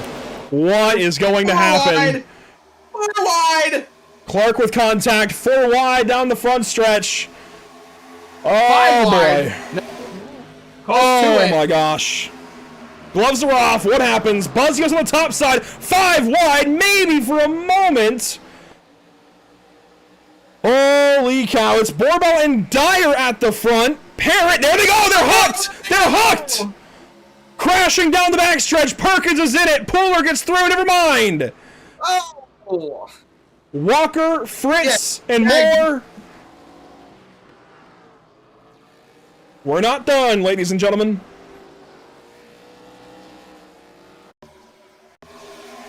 We are not done. Oh, baby. This is Thankfully- not over yet. Thankfully, for the championship's sake, both Stallings and Buzzio made it through that. Here is the issue for Perkins and the 4 of Clark. Oh, man. Fritz got shoved down the racetrack there briefly into the right rear of Clark. I'm not even sure how that happened. You see Pooler get into the 52 there of Lewis. And that's going to be also your Murtis Esports Murtis Mega Miss, because that was wild. That could have been race-ending night for Adam Buzzio. Oh, wow. It's that bumper contact from Fritz and Perkins. The fact that that causes this is kind of astonishing. You see White with a bunch of damage. Let's see.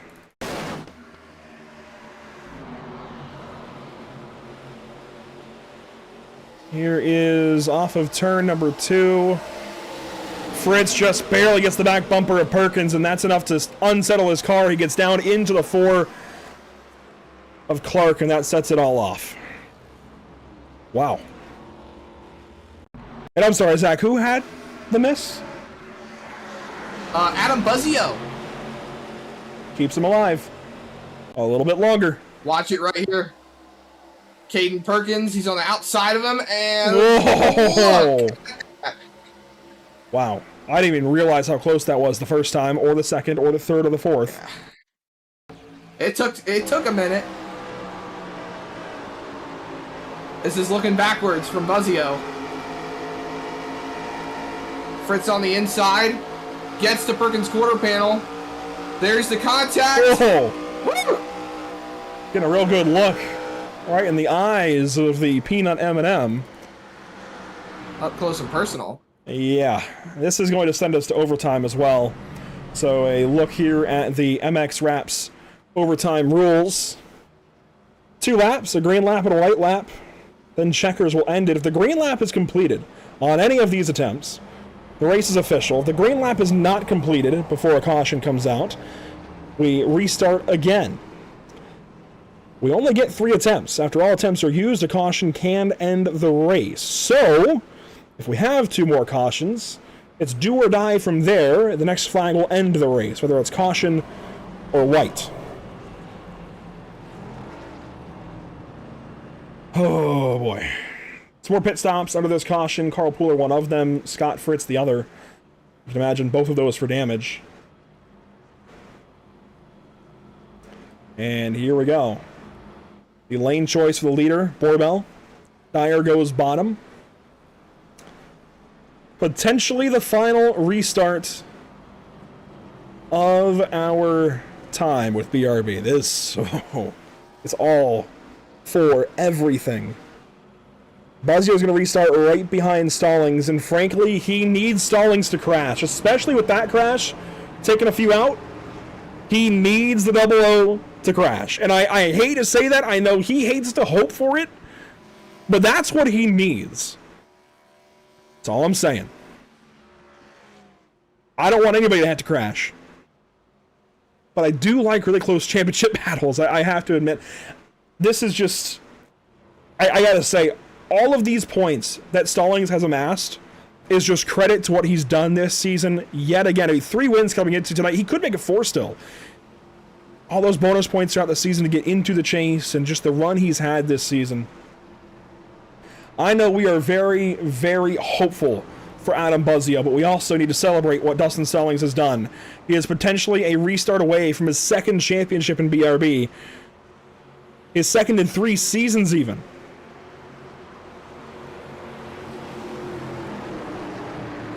Here we go, Zach. Coming to the green. Who knows if this will be the final green flag of the night. We'll have to wait and see. Into the restart zone. Green flag back in the air here at California. We're into overtime. This was the original prescribed final lap. Lap 125.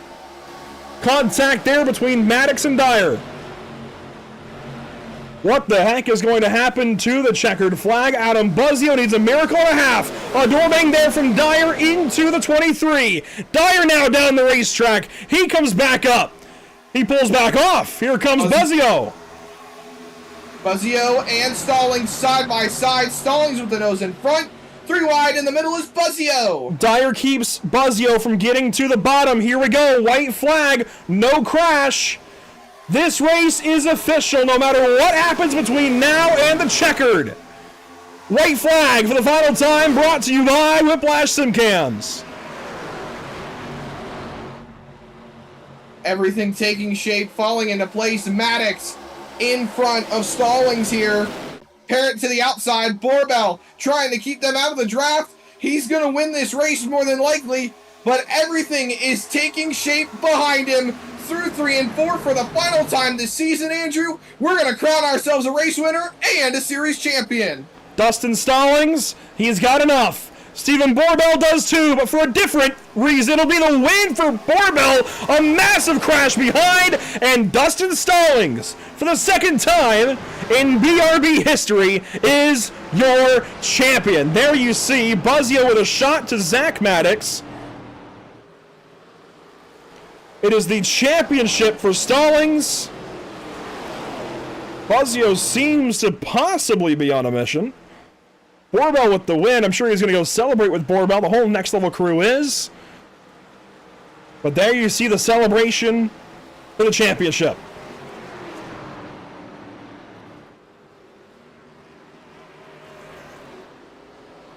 What a drive. What a race. What a season.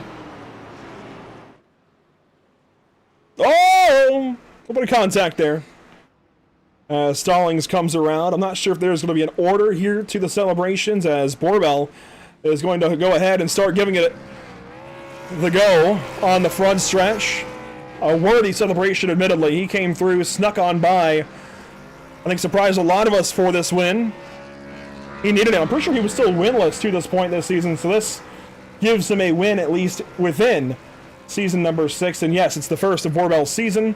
Meanwhile, for Stallings, simultaneous burnouts, but this means a whole lot more.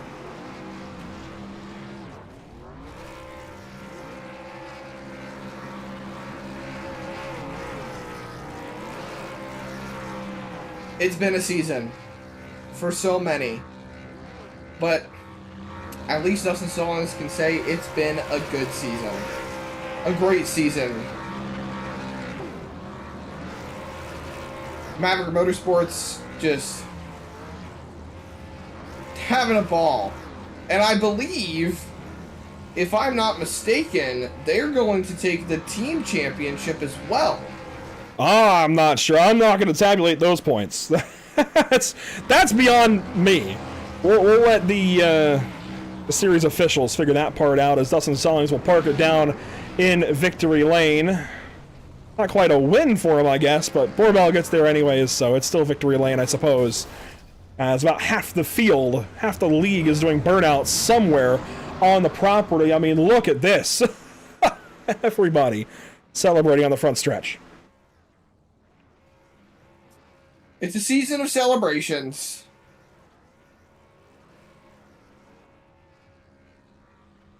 Let's go back and see what happened coming to get that final green flag of the season.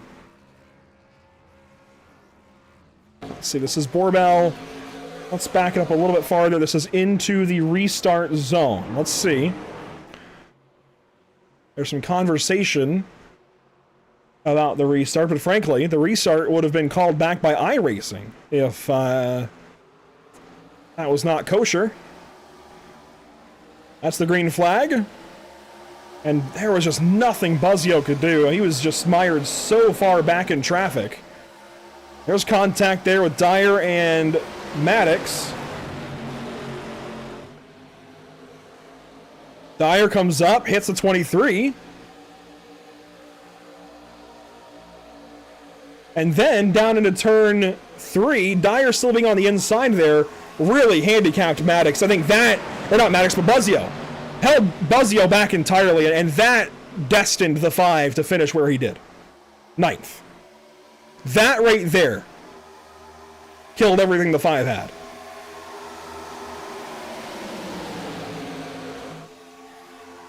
There were just so many different things throughout this race, Andrew, I think that did not play into the strengths of Adam Buzzio and ultimately shot him in the foot on what was going to be hopefully a stellar run for that 5 car. And this, one of the more depressing final laps for Adam Buzzio, knowing there's just nothing he could do. This was the run back to the stripe. There was some crashing in the background. Buzzio makes it back 9th. There you see the 35 in trouble. And that was that. I do want to see what happened here in this crash to the checkers.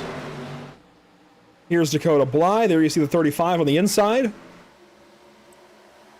And Bly just gets hit by Sam Dyer, and that's the run back to the stripe for all those drivers. Jordan White got back just ahead there of the 88. But it's all Stephen Borbell for the race win. We'll chat with some of these drivers here on the far side of our unofficial race results. Zach, let's first take a look there. And there you go. For the final time in season number 6, it's Stephen Borbell with the race win. Finally gets one here in season number 6. We'll be chatting with him in just a moment. Brendan Maddox, Kevin Baumler, the rest of your top 3. Josh Parrott, 4th. Ronnie Norman, 5th. And it's all Chase drivers from here in the top 10. How about Dustin Stallings in the 6th position, enough to get the championship, especially, again, with that genius call in stage 1. That's what did it. And we just all had to take 85 laps to process that. But it was stage 1 that won this championship so greatly for Dustin Stallings and set the tone. I told you, Zach, stage 1 would set the tone for the entire race, and it did. Gray Walker, 7th, Zach Maddox, Adam Buzzio, Coulter Clark, your top 10. You weren't wrong about stage 1 setting the pace, and, well, the pace was set for the rest of these guys as well. Outside the top 10, Cody Dorsey ends up 11th, Scott Fritz 12th. Jordan White ends up in the 13th position, still searching for win number 1 here in BRB. Dakota Bly ends up 14th. We got to see him take a win at Iowa earlier this season. Caden Perkins ends up 15th after that wreck there towards the end of the race. Cole Lewis 16th, William Maple Jr. 17th. Carl Pooler, we had hoped to see him take win number 1 as well, but that unfortunately did not come to pass. 18th position on the night for the 71. Sam Dyer right behind him in the 19th position with Richard Wilsifer, the first car, 1 lap down in the 21st position, and then 4 more cars to round out the rest of the field. This 24-car race to end the season, a 23-car race, excuse me. Evan Patinko ends up in the 21st position, 11 laps down, followed by Cameron Taylor. And then Gavin Rogers never saw the green flag. I think he was just in for race control purposes. So 22 cars, realistically speaking, in your final race here of the season. I'll tell you what. And standings, actually, Andrew, have just been posted. Yeah, that's what I was waiting on. By Adam Buzzio. 18 points over the 5 car. By the end of the season, 28 points over Ronnie Norman. And then Coulter Clark actually moves into the 4th spot in the championship and the 5th spot for Brendan Maddox to round him out. So Dustin Stallings officially now confirmed as the champion. We knew it. But sure enough, the 00 wins the championship here in season number 6. Let's go ahead and start talking to some drivers here in the back end of not just this race, but this season. First off, it's Stephen Borbell, first to the checkered flag.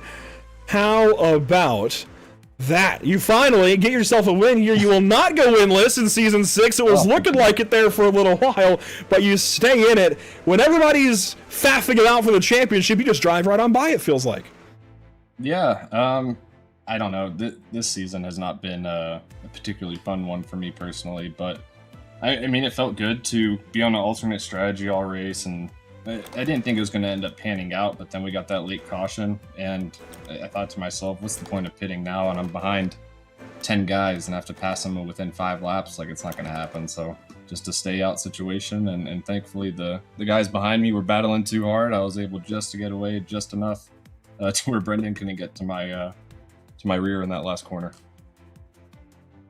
Try as they might, they couldn't get you there on that last restart. How important, though, was the battle, I guess the strategy battle over these 80 laps in stage 2 to get to this point? Well, I'm going to be honest, like, the strategy wasn't necessarily to get us to the end. It was just give us extra fuel just in case some cautions came out and everything got flipped around, just to give us some flexibility. When no cautions came out until the very end there, we were kind of just sitting ducks. Myself, Parent, and Jourdain were catching the leaders there with about 10 to go before that yellow came out, but I don't think we would have been able to get there and pass everyone. So it was kind of boring all night, honestly, just playing that alt strategy. I really wish I was up with the group racing for the whole race, but I guess it worked out in the end, so.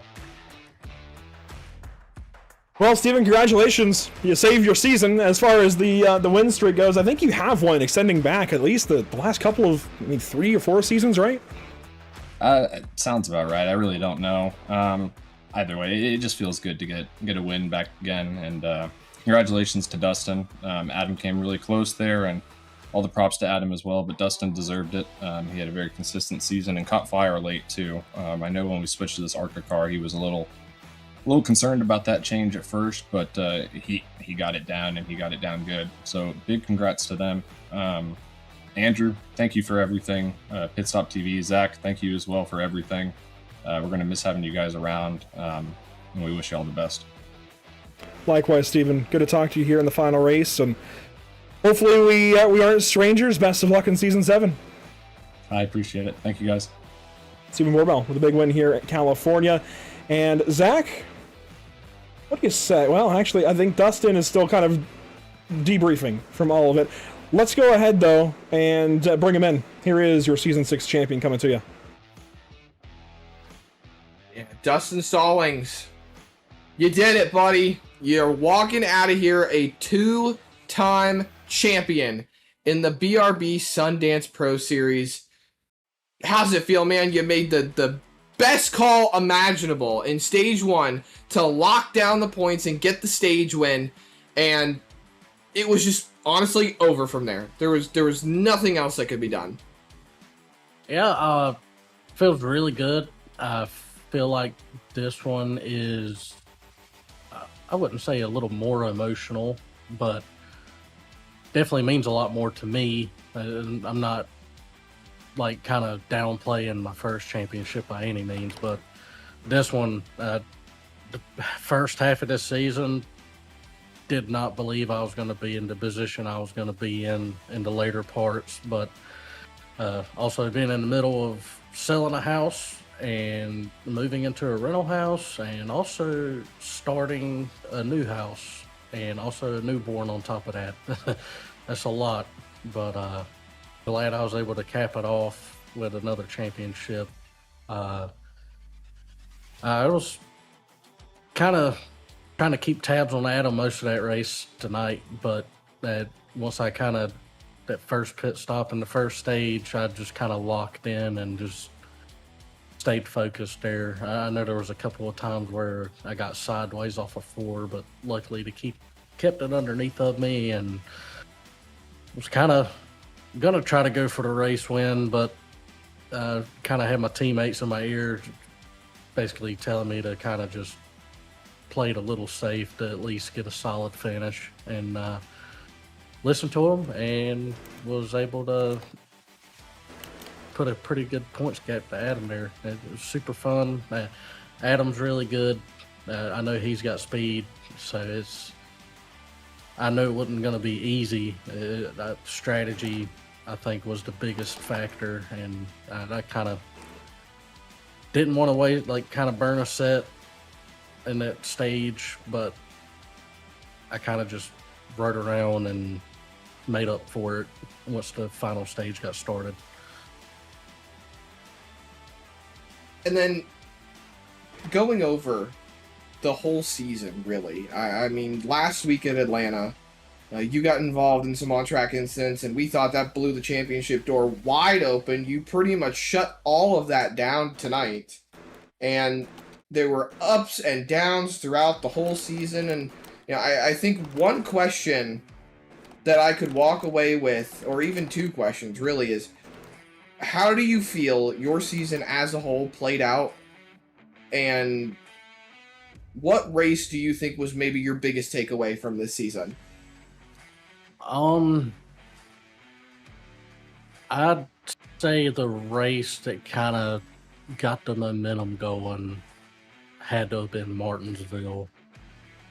Because I think that was the first race I won this season that kind of got the monkey off my back. Because I've been close, had like amazing speed, but just kind of putting myself in bad positions and getting caught up in other stuff. But I would say Martinsville, and then I think I wouldn't say it was a tone setter, but just the rebound that I was able to come with, like at Atlanta after that one wreck on the restart.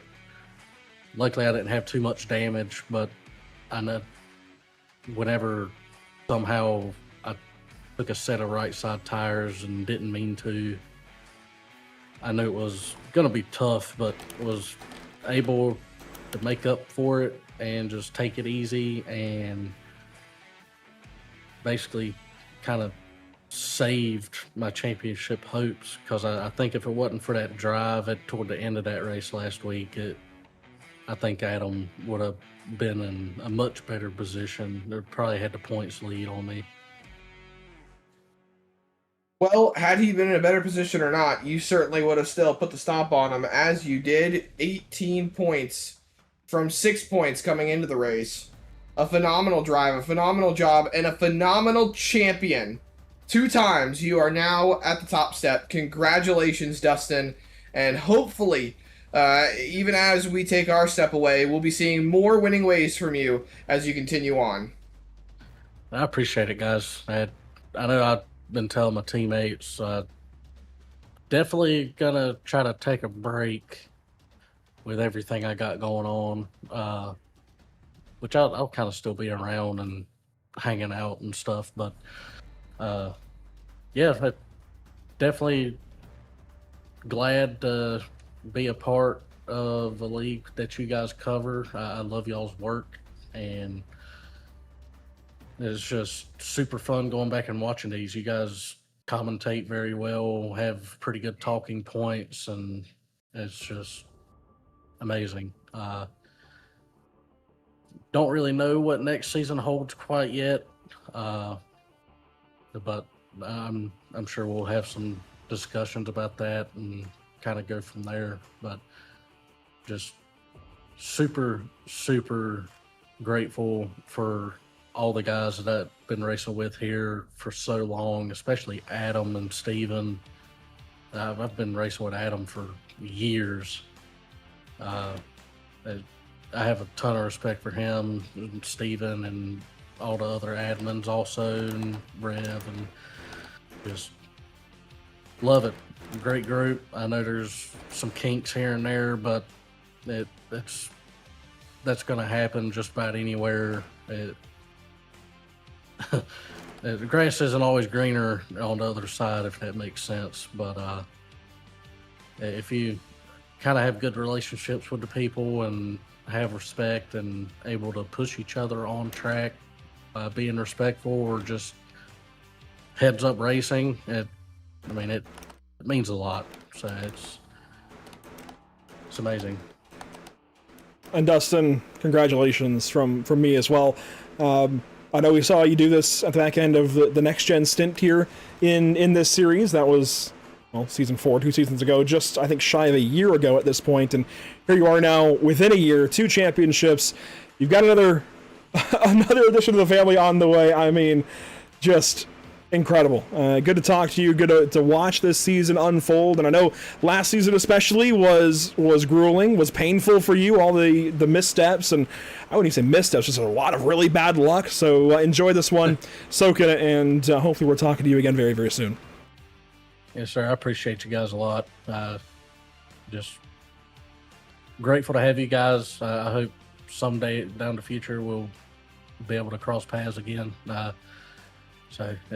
I wish you guys the best, and that's it. Also, would like to give a shout out to my teammates also. Those guys were a big help with me, especially from a mental standpoint, to kind of stay focused on the big picture. Made some good improvements with Carl and even the guys at Blackbird also. Super proud of those guys. And shout out to my wife and my beautiful daughters and my parents, all my family, and that's all I got from there, guys. Appreciate you, Dustin. Good to talk to you. Thank you. You too, buddy. Dustin Stallings, a champion once again here in BRB. Second one of his tenure here in the series, and let's bring in the guy who finishes second tonight. That is Brendan Maddox. I'd say team owner, right, to Dustin's championship now twice. As you finish second here this evening, obviously the great battle there at the end, the late race restart, still just not enough to get to that 2-car. Yeah, just not enough. And I was talking to Kevin about it, and I'll let him share kind of what his strategy was. But well, maybe you guys know, I thought he had at least 2 tires instead of no tires, and I didn't realize he was on older stuff. So I thought I could push him, and obviously I couldn't. So whenever I decided to make that pass just to try to get a run on Steven, and that's just too late of a move, to be honest with you. And I don't even know if I got to Steven if I could have passed him. I mean, maybe. I was on 2 tires, so man, I don't know. Steven's a great guy, though. I think this is his first win on the season, wasn't it? It is. So for him to get his win, something about he did this again in season 4, won at Homestead in the last race. So you know, Steven's a great guy, and even props to Kevin there. Man, it was from lap 118 to the end of the race. I don't know, man. I don't know if my heart ever stopped beating. That was so crazy. But yeah, I'm just so proud of. I'm so proud of Dustin and the work he put in. We sacrificed a set of tires, a set of right sides in stage to get the stage win, and we didn't think we were the only ones that were going to do that, so we were pretty shocked to have that gap. And obviously I'm fine to push. I didn't lead any laps tonight, so boohoo my 500 laps in his season, but you know, I'm fine to push a guy to a stage win and help his championship efforts out. And it's not easy either. And there's many things that could have gone wrong from that point on to the end of the race. Just to you know, throw wrenches into it, and that caution with Richard was one of them. We didn't know what was going to go on, and I'm so happy. I'm so proud of Dustin. As a team, that's our 3rd driver championship in 4 seasons, I think, is the number there. Man, and that's not a small accomplishment either. And I'm told as well that your brother is a team owner, not you. I guess he's got 2 teams here. He's like the monopoly man.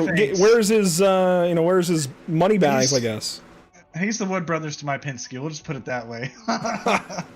Understood. Well, so yeah, I don't mean to cut you off, anything. You're good. So scrambled for words here. It's a lot to take in. It's awesome. You guys see it week in or week out. The competition is not very easy. It's hard to win. It's hard to be repeat winning, and it is hard to win championships. And I still got to do points calculations with the car and see where the team standings lie, because I think that's really close. And props to Carl, honestly, too.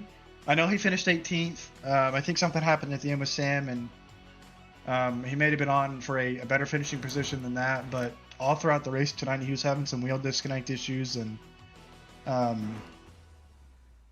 for the last 3 or 4 weeks of the season, Carl's just getting beat down and put into the toilet and getting swirly from everything, the finishes and his computer, and I'm just proud of his perseverance. To go through the race tonight, team standings are big to him, and I'll speak for him because he's not able to speak for himself right now. But team standings are big for him, and he'd tell you he was wearing on his he was wearing a heavy backpack, thinking that he dragged the team down. And I had to remind him. I said, I've not had a top 10 this whole chase, so I'm fine. I'm happy to get my top 10, but we'll see where those point standings lie down. And I'm just proud of the guys for their perseverance. It's a good group of guys to race with, Dustin and Carl, and even Zach, and oh man, just throw on Coulter and Cam, dude, friend from F1 League years ago, probably 5-6 years ago at this point, and man, I love the group of guys that I race with. So love you too, Pookie. Oh I love gosh. you too, Martez, but not that kind of way. Wink, wink. All right, that's where we're gonna go ahead and step in. Brendan, it's good to talk to you as always, and thank you for what you do as MX Raps. You and your brother Zach both. We won't go into specifics, and we're already part of the Midnight Oil, but of course, you guys basically kept us around at one point in time last summer. So thank you for what you guys do. Thank you for what you've done, and I look forward to whatever the future holds. Yeah, I look forward to whatever the future holds too. I think you guys make a great product that I have no problem getting behind and supporting. And whatever league you guys cover, they're even as you said in BRB earlier, you guys have grown a lot. But whatever league you guys cover, it's elevated because of the broadcast. And I'm a person, I put money where I support something, and I personally will support it. And obviously you know that, but yeah, it's not because. It's not. I don't just support anyone, right? I don't have a ton of money. I'm not rich, so the money that I choose to spend and support whoever I support, whether it be race sponsorship, sponsoring single drivers, or anything like that, it's for a purpose. So I'm glad to have you guys around for. Well, you said 5 seasons of BRB, right? 4 or 5. I don't know. It's felt like 15 years at this point. Man, what a last race to broadcast for you guys, and I hope we put on a show for y'all. Glad to support you guys.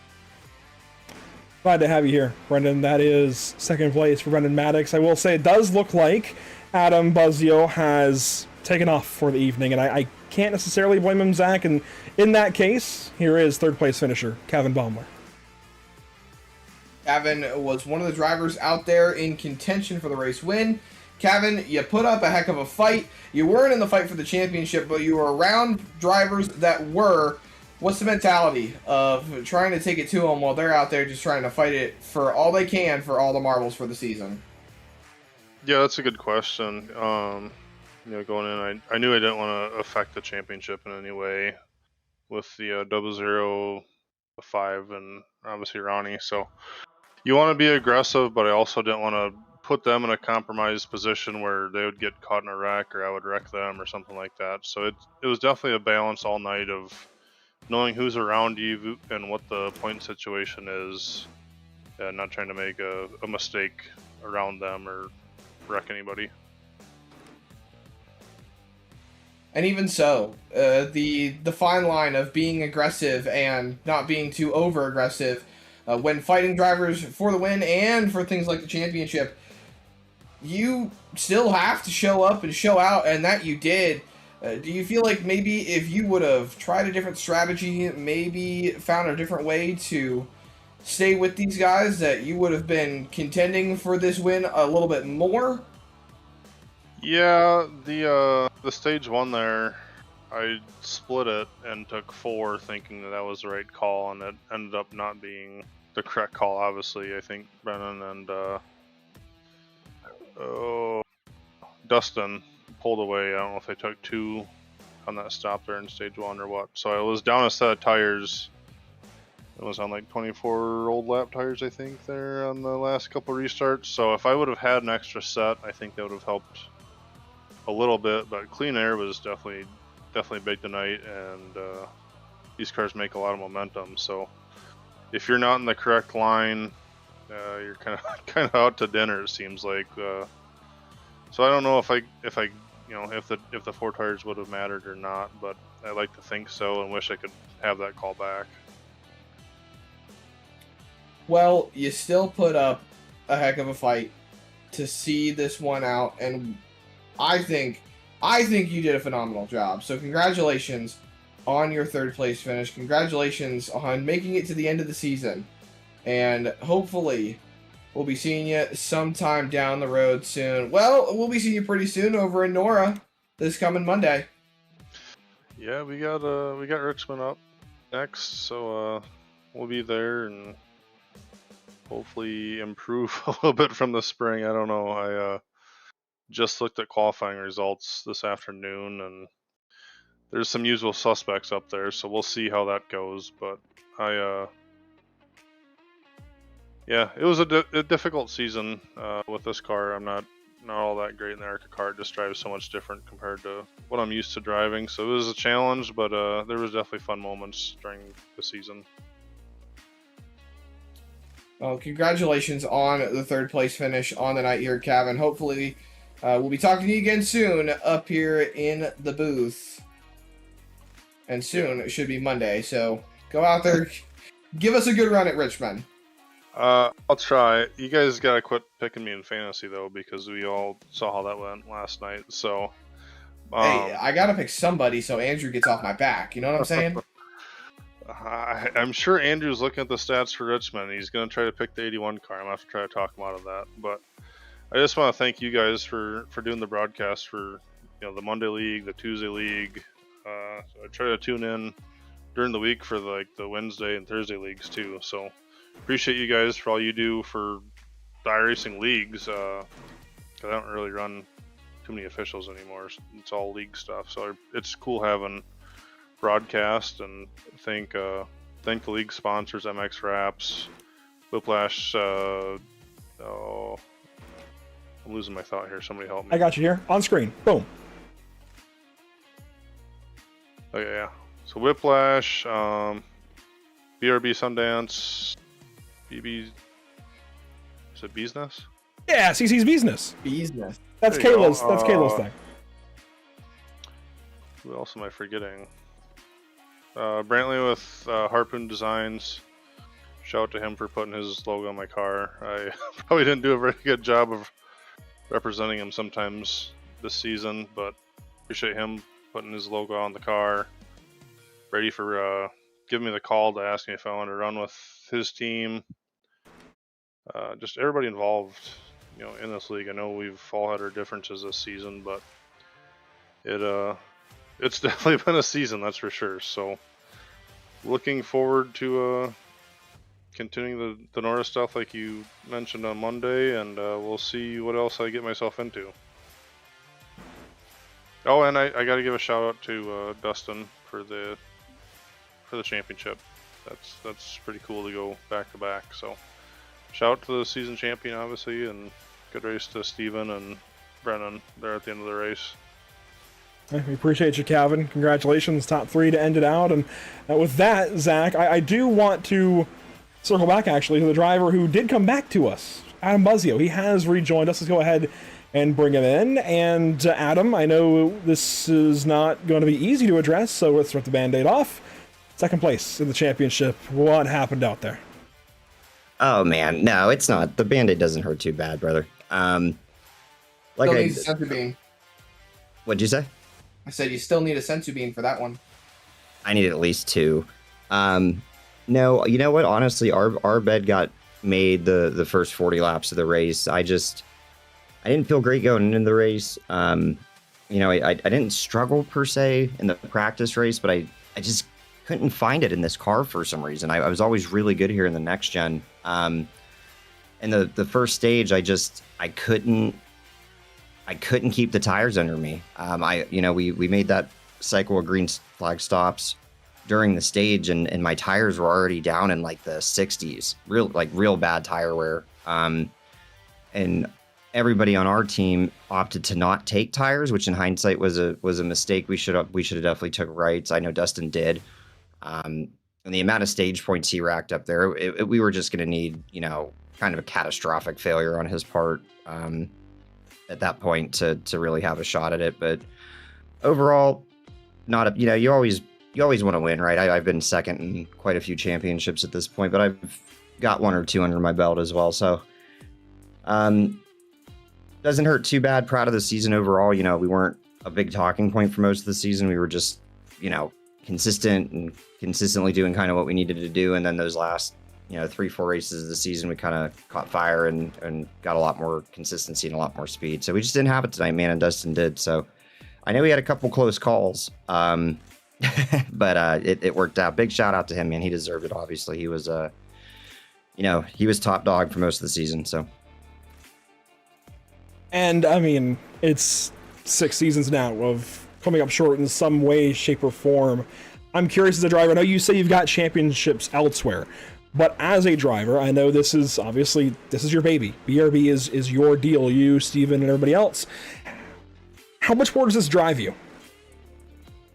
You know what, man? In a weird way, I mean, it's like a 2-part answer. In a way, it does drive me more. As a league owner to be on top, but at the same time, it I don't know. It's a weird dynamic. It makes me feel good that we've kind of created something where it's hard to be the best here, right? Like even Dustin, like I said, him and Brendan and Coulter and a couple other guys throughout the season, they had these streaks, but nobody ever really ran away. And that feels really good, right? Like you hate to see someone or 1 or 2 guys just dominate and be super far ahead. So it's a double-edged sword. Like it would be great to win a championship in my own league. I hope I'm able to do that one day. But at the same time, it's cool to see other guys, do well and then struggle and then figure it back out and kind of claw their way back up. So it's a 2-part thing. I wouldn't say it hurts more though, being the league owner and not being able to do it.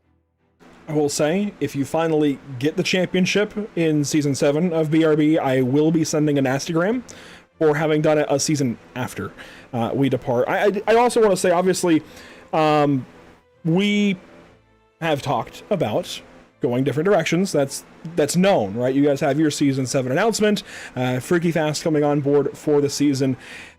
I am curious. Well, not even curious. I know where to go. Adam, I want to give you the floor. If somebody sees tonight, if somebody is interested, where do they need to go to contact you to get involved in BRB? Yeah, no, I appreciate it. So easiest thing to do is just find our Discord, which I will be sharing in the, we do this at the end of every season. We'll have a couple different posts go up in the iRacing League pages on Facebook, things like that. We also do have an email. Forgive me for a moment. I don't think anybody's ever asked me for our email address. Well, it's not the 2000s. Well, it's the 2000s. It's not the 2000 aughts anymore.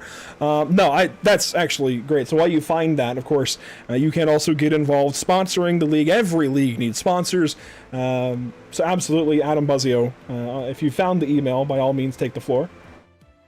Man, you know what? I believe it's just BRB Racing League without an S at the end at gmail.com is what I believe the email is. And like I said, most guys are in these iRacing League pages and things like that, we'll definitely have a couple different Discord posts up for guys to join. And then if any of your viewers are watching and look through hosted sessions, we'll probably do a couple recruitment races or open fun races for guys to kind of come get a taste for it. So yeah, if anybody's interested, check us out. We're going to be looking for probably a handful of drivers, probably around 10 to kind of round out the field. So yeah, I appreciate the shout out. Absolutely. Adam, thank you for what you do. I'm going to read a summarized version of my letter I put out to the league earlier, but genuinely thank you. And another thank you out to Evan Batinko even having us here. Obviously it's difficult. I think a lot of people assume, they must hate each other. That's not the case. I respect you, Adam, and everything you guys have done, always will. BRB has been a home to Pit Stop TV for over 2 years now, and we are forever indebted to you guys and your community. Thank you for everything you guys have done, and best of luck at everything that comes next. Oh yeah, man. I hope people don't have that impression. No, there's no bad blood here or anything like that. There's just, things happen in business and in life, and people go different directions. But no, I had posted a video in our announcements right after the race, and I mentioned you guys in that as well. Just we're BRB as a whole, and me personally, super grateful for the partnership. We worked really well together, and I think we did some really cool things together. I think we're both better for the partnership. So there's certainly no hard feelings or bad blood. I hope you guys fill in Tuesday and go on to do great things. Not that you're already not doing great things, but no, you guys always put on an excellent show for us and our fans. So super grateful to you, and I wish you guys the best going forward. Absolutely. Adam Buzzio up short in the championship, but a winner in all of our hearts. Adam, good to talk to you. You too, guys. Thank you so much. There you go. It's not what he wanted as far as the championship goes, Zach, but certainly did not go down without a fight. And I mentioned that bit of a letter. I will summarize, as I do fear I wrote probably too much. But to dive into it a little bit, this actually helps me because I, as I say in the letter, I never know what to say when a series ends, whether it's the season or our time with the series. I never know what to say, but yes, after 71 broadcasts with the BRB Racing League and several more races in that time, a little over 2 years, this is the end of our at least current relationship with the BRB Racing League. Never say never, but at least for now, heading different directions. And really, it's not from anything other than a drive to just see what else can be done. There's really no hard feelings. Adam and Steve and everybody in the admin team does a fantastic job. And yes, we will have a different league on Tuesdays moving forward, and they will have a different broadcast for their Tuesday races moving forward. As Adam kind of touched on there, I think BRB and Pitstop TV are infinitely better for having worked with each other for the last 2 years and change. We're each in great spots, we've each done great things, and there is just something new coming down the road for each party.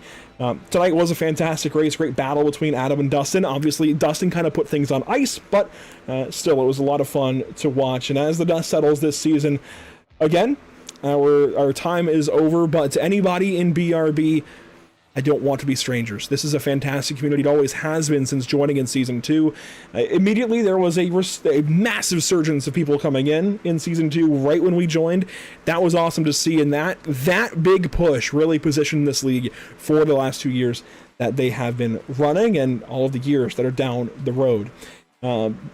Furthermore, I could go into a whole lot of sappy details here, Zach. Of course, you and I have spent many Tuesday nights now. In fact, there was one night, I don't think I've ever said this on the broadcast, there was one night we were broadcasting, I think in Season 2 still, I had to throw up mid-show. And it was not from anything on the track. I just had one of those nights, and I had to run outside. That was Charlotte Roval, Season 2. Yeah, I don't think anybody knows that. Look, it's so many memories along the way. Zach, you have been primarily here for it. I know it's been kind of hit or miss at times, but primarily in the booth. We had Zach King for a lot of the pre-race shows while he was racing and even afterwards. We had Devin Mosley on for a bunch of these broadcasts. We've had a few other special kind of fill-ins here and there. I think Emerson Arden did a couple as well. Do not be strangers. All of you guys in BRB are welcome in our DMs. By all means, contact us for anything. To Evan Patinko, specifically, thank you for getting us here, starting the connection, starting the contact, and leading to what has been an amazing couple of years. And by all means, those of you still listening from BRB, thank him. Thank him for the last couple of years. Thank you for what it has been these last 700 and some odd days. 800, I don't know. A lot of days. Regardless, while BRB has been more or less the premier stock car racing series on Pitstop TV, at least NASCAR style series for a long time, it is time for change. It is time for something new. You will find BRB on Freaky Fast from here on out, at least for the indefinite future. And Pitstop TV will have a new venture here on Tuesday evenings. Again, thank you so much for everybody here with the series, for what you guys do. A big thank you to Sundance Pizza, MXWraps.com, Performance Food Group, Rev Sim Shop, Whiplash Simcams, and CC's Business, and our partners here at the channel, Whiplash Simcams, MXWraps.com, ATVO, Murder C Sports, CC's Business, the North American Racing League, Whiplash Creative, and TZO Designs. Also, we have been talking a long time tonight. We are in extra time, not just for the race, but for the broadcast. And, well, we can go ahead and finalize the driver of the day at the very least, and I don't think this is going to surprise anybody. There he is. Driver 00 is our final North American Racing League Driver of the Day in BRB. How about that, Zach? I need a sandwich. Fair enough. I need a sandwich. I agree. What else do you expect me to say realistically? We all knew it was going to be Dustin getting driver of the day. It just seemed pretty obvious given the circumstances surrounding the championship, and he put up a good fight. And realistically, he deserves that driver of the day, as he does deserve the championship. A fantastic run, and not to take up any more time, Andrew, but I have, again, greatly enjoyed my time here. I have enjoyed the times that we have been able to bring great racing in this series to fans all across the streaming spectrum, whether it be YouTube, Twitch, Facebook, TikTok even. All great places to follow along with Pit Stop TV and everything that happened here with the BRB Sundance Pro Series. And, well, I don't really know what else to say at that point, Andrew. Usually this is where you tell me to give final thoughts going into next week, but there is no next week. Even if it is the off season, we won't be back to the booth on Tuesday, at least for the BRB Sundance Pro Series. But upcoming the rest of this week, we've got Full Send Cup Series tomorrow night at 8:45. They'll be at Richmond Raceway. Consider that somewhat like a precursor for Monday's NORA event, although it will be a different car. And then Thursday we get into Oxford Racing for Sarah and for WRL. There is some great racing action throughout the whole weekend. You have got the Oarsman National Tour, Oarsman National Tour. WRL, the Legends Tour, will be taking place. And even though those are the only two that we're broadcasting, you've got Misfit Racing League with their Super Late Model Series. You've got Street Stocks. Actually, I think we're broadcasting the Street Stocks too. We are Friday, yep. And then OST is back. Only Short Tracks is making their return, and they will be racing on Sunday. I meant to go and sign up for it, but I will be in Washington, D.C. this weekend, so... No. It's... Misfit was tonight. No? Only Short Tracks is tomorrow. Oh. Well, I'll be in the booth with you. I still won't be able to do it. Yeah, we got Full Send tomorrow, so it kind of gets in the way of that, but it is a big week for them, of course. Matt Rolfe based up in Maine, so certainly a lot of feeling, I guess, emotion in all of that. Yeah, so very much a big week for Sarah this week. We'll check in for Thursday and Friday.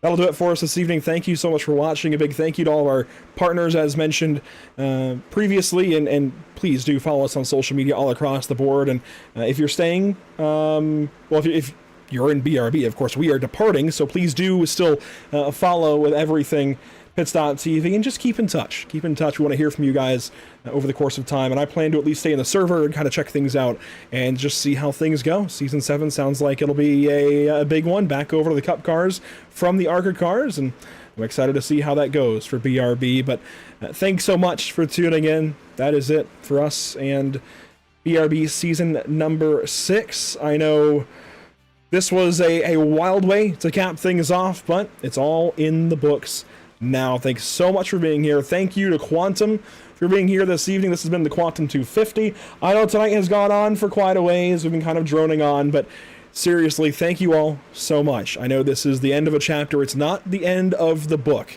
for either party, Pits.tv or BRB, and I'm excited to see what is next. We'll see you all next time tomorrow night. Full Send, Richmond. We'll see you there.